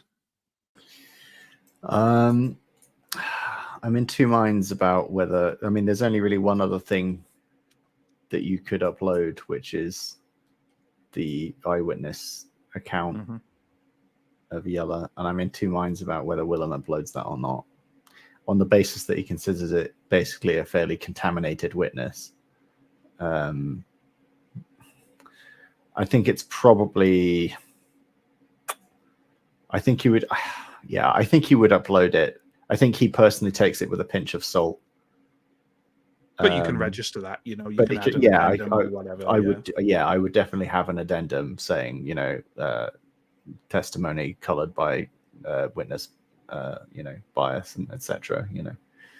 So yeah, I think Willem will do that. Okay. Right, let's go through the old promotion and humanity points. You'll all gain a promotion point for finding relevant clues. I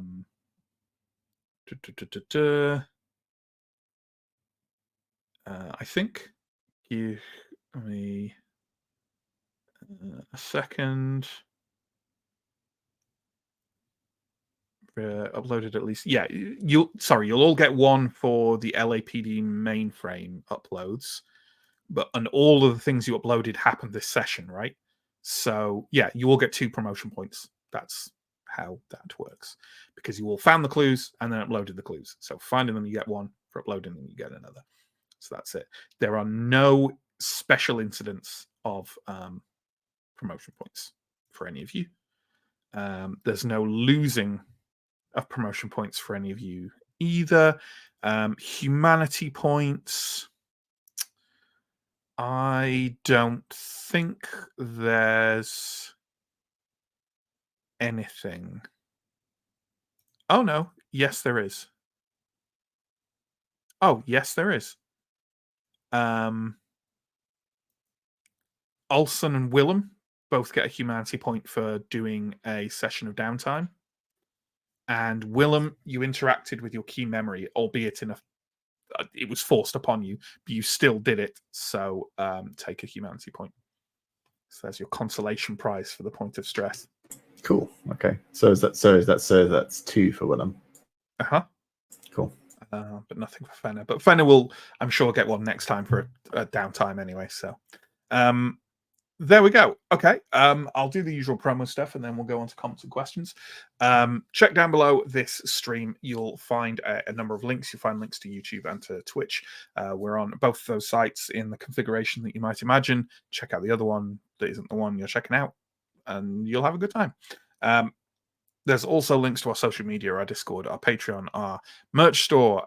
Those are all things that are great, and you should have a look at them. Whether while my cat yowls in the background or not. We also have a Kickstarter campaign we're currently running. If you want to check that out and maybe even back it, we would appreciate that. The link to that is in chat right now.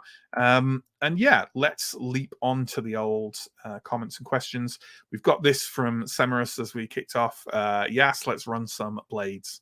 I love anything that references the completely random name of Blade Runner. Ultimately, it makes me happy. Calling things cool things just so they're called cool things is something that, oddly, as a Gen Xer, I really appreciate. But you know, now we all needs a reason. 42. Life would be so much simpler if all I needed was a 6. Yeah. But the dice are loaded, am I right? In real life? Yeah. Yeah. Game's rigged, rolling man.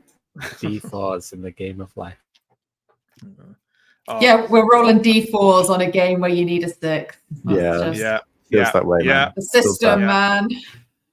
Yeah, and all the Nepo babies have a D12. Am I right? Yeah. I mean, I am joking, but I also do think this. No. And then we've got a series of comments from various people. Willem Noodles Novak. Noodle Novak, they call him. Yeah. Willem has an instant ramen library.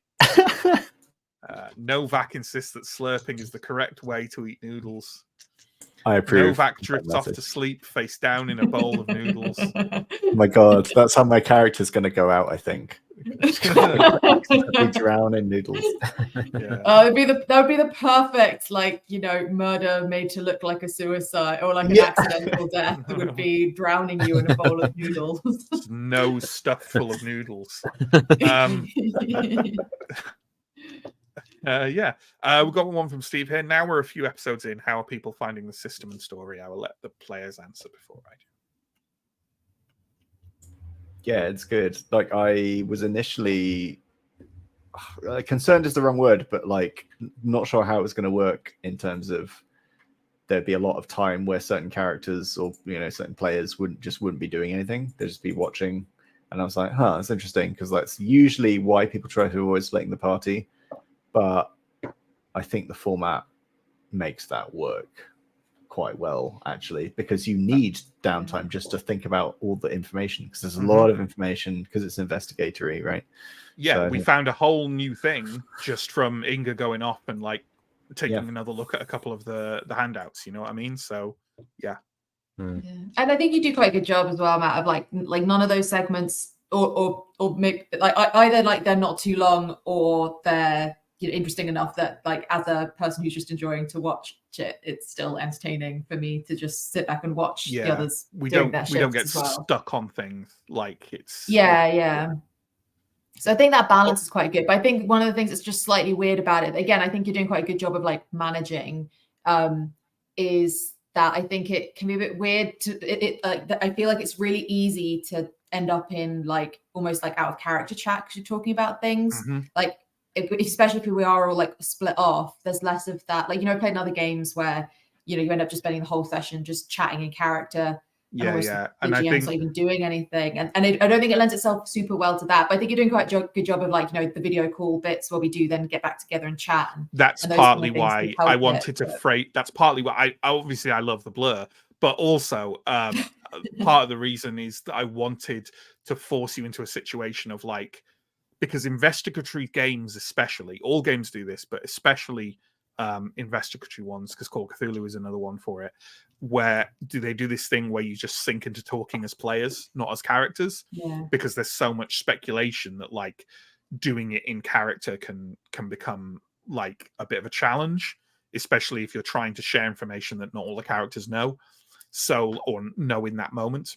So like I think by forcing that to be the vid phone call, like my aim was to get you talking in character about it rather than as a thing. So yeah. And I think it's I think as well, like it's one of the things that can sometimes be difficult with that is that like if you got the situation where you basically just role played a situation where you've learned information and then you have to almost immediately relay it to the other characters who weren't technically there so that you can say you shared it.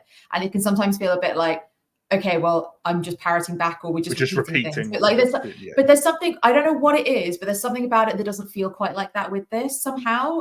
Like, I mean, even thinking about the video phone call at the end of the session that we had, where oh god, what was it? I can't remember. I think when you'd mentioned when Olsen had mentioned something about styles, and then it, you know, kind of made me go like, you know, oh well, actually that changes what Yella just told us. Oh, by the way, this is what Yella told. Like, it wasn't just like parrot back this. It was still reacting off the other information, but I don't know what it is that facilitates that. But I don't know. It seems to work somehow. Yeah, and I think part of it is like a lot of the time when you do that kind of thing, it falls into a full recap of like, and then I did this and then I did that. But by like pushing it to be, tell them the pertinent information, like relay it. Because as well, I think one of the important reasons to do that in this is because the way, I guess the way the story is broadly set up, but also the setup of Blade Runner and different characters in it, in like a, so it's kind of morally, I mean, ambiguous is too low a word for it. I think, like, in a morally murky situation, I think it's important to track those things, because I think it's very possible that at some point we'll hit one of you going and to do a thing, coming back and going, nah, nothing. Yeah. And like all the players go, whoa, okay. You know what I mean? Like, I think there's a possibility of not necessarily a PvP situation, but certainly like there's a possibility of people not sharing things with the rest of the group. And I think, or lying or anything. And I think, well, we've even had quite different interpretations as well. Like, you know, just the factual stuff of what Yella said to us.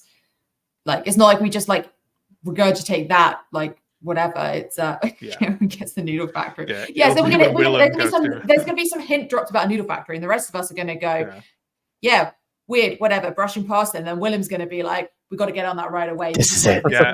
This is my moment. You know, there's a different way to react to these things. And he'll go and he'll come back and just be like, nope, no noodles. Didn't find anything. And he's just covered in like bits of food and like, Grandpa. I think it's good that it's like, I like it in the way it's like almost the investigative version for me of like a Blades in the Dark type thing, where it always seems to be cutting straight to like something important. We never go anywhere and it's like, oh, there's nothing here. Like every single time we do anything, there's like at least one crucial bit of information. And I think it makes it really good because you feel like the story is moving quite quickly. And equally, when you do have the like catch-ups, you always have like, I found out this thing. That's like, it's only like a sentence long, even though the scene might have taken like 15 minutes. But like, there's always like, okay, I found out this and this, like one or two like very specific kind of like actionable things that have pushed the story forward every single place that we go. And it just feels like it's moving quite smoothly forwards and like nice story.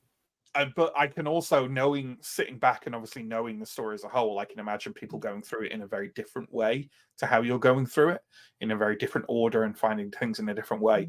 But it is definitely like, this is kind of mixing genre terminology from video games, but the scenario is what I'd call a theme park scenario, in that it's like there are very specific boundaries around it, and if you go off piste, you'd have to do tremendous amounts of improvisation as a GM to like make it relevant.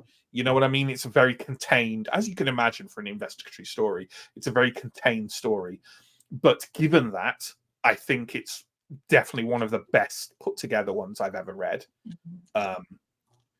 It's very limited in like scope, and like I say, it has those boundaries around it, but it's, yeah, I read it and went, oh, that's cool. And again, that leapt out to me. Every place you can go does give you things and lead you somewhere, so it doesn't feel like there's one key clue that you could miss and flub the whole thing, which is a frequent problem of these kinds of stories. So the one that surprised me, I think, the most was the memory lab, because I was totally expecting that to be like oh yeah, there's also these people, and like they're also going to kind of bullshit us around and not want to say anything, and like, you know, realistically, what can we learn there? But I felt like I, as a character, want to find that out, so I'm going to go, even though it's probably going to be a waste of a shift. And then I was like, holy shit, there was some intel there.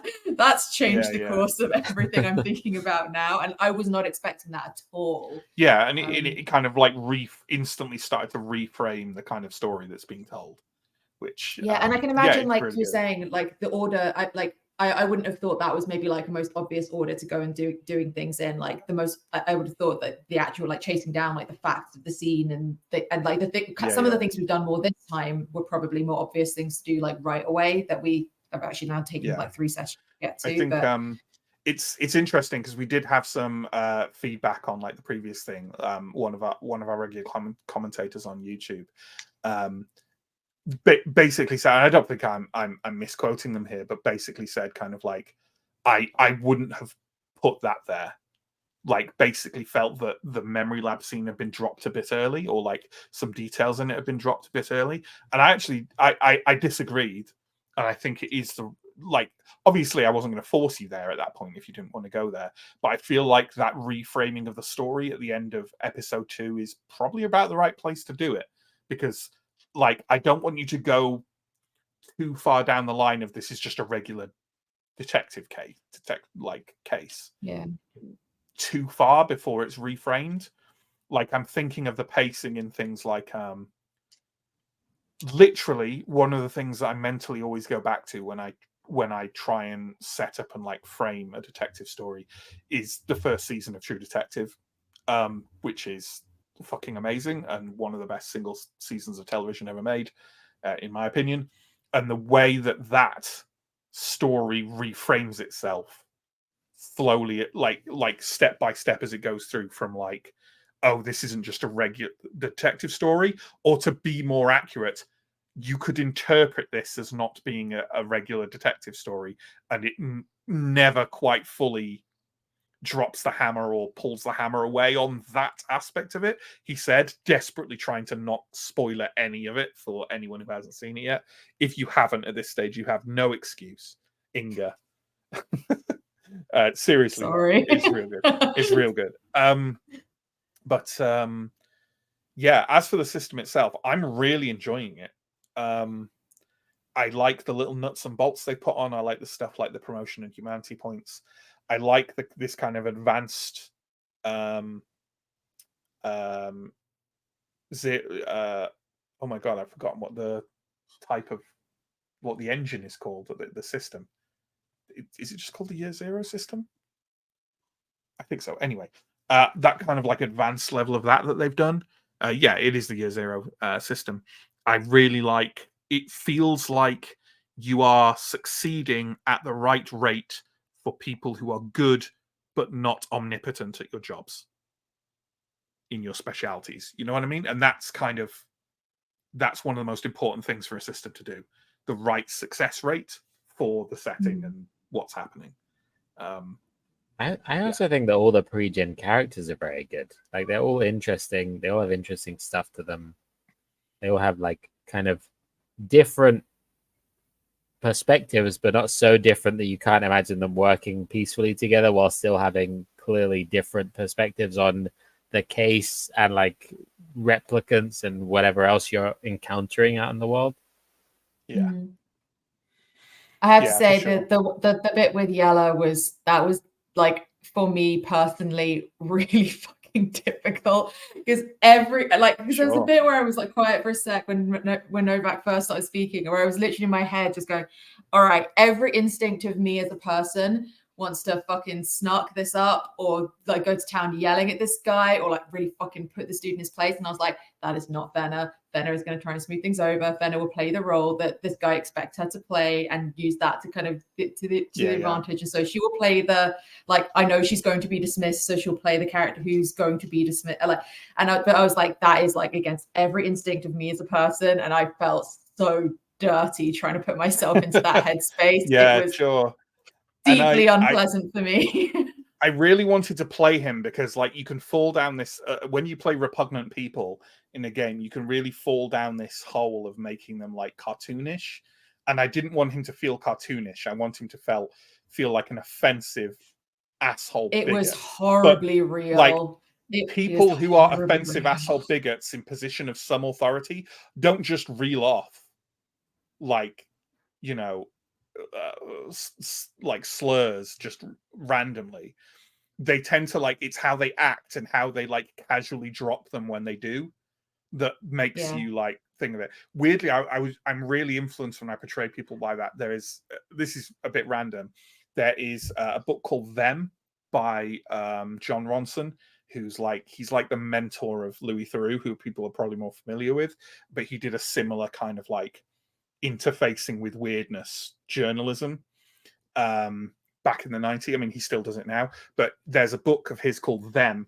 I think it's called Them Adventures on the Fringe, which is like, it's only become kind of more and more relevant in modern existence, because what he was talking about in the 90s was like all these people who believed in conspiracy theories and kind of weirdness, and so much of that now has come to the fore, and so many people in that book are way more famous now than they were when he did the thing. But there's a particular section where he like interacts with the Ku Klux Klan and like interacts with the leader of the Ku Klux Klan, and the way I won't go into it because obviously it involves saying some horrible things, but like the way in which he acted and the way in which he sometimes let the mask slip has been really influential, because when I read it, I just kind of reacted like, fuck, like that. Just it's really, yeah, I recommend the book. Anyway, the other thing about Yella, I said that there was a character whose art had been very obviously modeled on an asshole in real life. Can anyone? I think it's really obvious. I was thinking I know the person, but I don't know if I'm thinking of the right person. But I'm thinking of like an American, like political figure. Yeah. Okay. Yeah. Anyone heard of Steve Bannon? Yeah, it's blatantly just Steve Bannon, which I really enjoy, because Steve Bannon is also a massive prick. So, you know, yeah, it's similar. I just want to say, but like, even on that, like, Steve Bannon. The other thing as well is that, like, I have definitely experienced that thing in real life where I'm speaking to a person and then they answer to the man speaking, like, stood next to me. That's like, exactly what. Like that fucking triggered me, Matt. Like, I honestly, internally, I was raging. I was so mad, like, because I don't let that fucking stand in real life. I am sorry, and I'm also glad. I mean, it was beautifully executed. It got a real visceral reaction from me. Well, that's what I want. You know, people talk about, oh, I like being able to like make my players feel really happy or making them cry because something's really sad or whatever. I also like I like my players feeling anything, up to and including mind-numbing apathy and frustration. So, yeah, that's all good. We did have a comment from 42. System is cool, but I was thinking that writing a homebrew case seems intimidating. I've talked about this quite a bit on the Discord, where I think that not only is like constructing a case that flows in the same way as Electric Dreams does, that is quite intimidating because it's very well put together, but also specifically the experience of Electric Dreams is so raised by the quality of the handouts, which obviously a homebrew case is very unlikely to have the same level of handout quality, and I do think it's almost building a rod for your back if you're intending to use this as a long-term campaign and you're setting yourself up with the free league scenarios. That's not a reason not to do them, obviously, but like, yeah. I also did I did. If you want to know my thoughts on the pricing of the new case file they've announced, go look at the Discord. Although I seem to be in the minority on my thoughts on that, but I do have thoughts.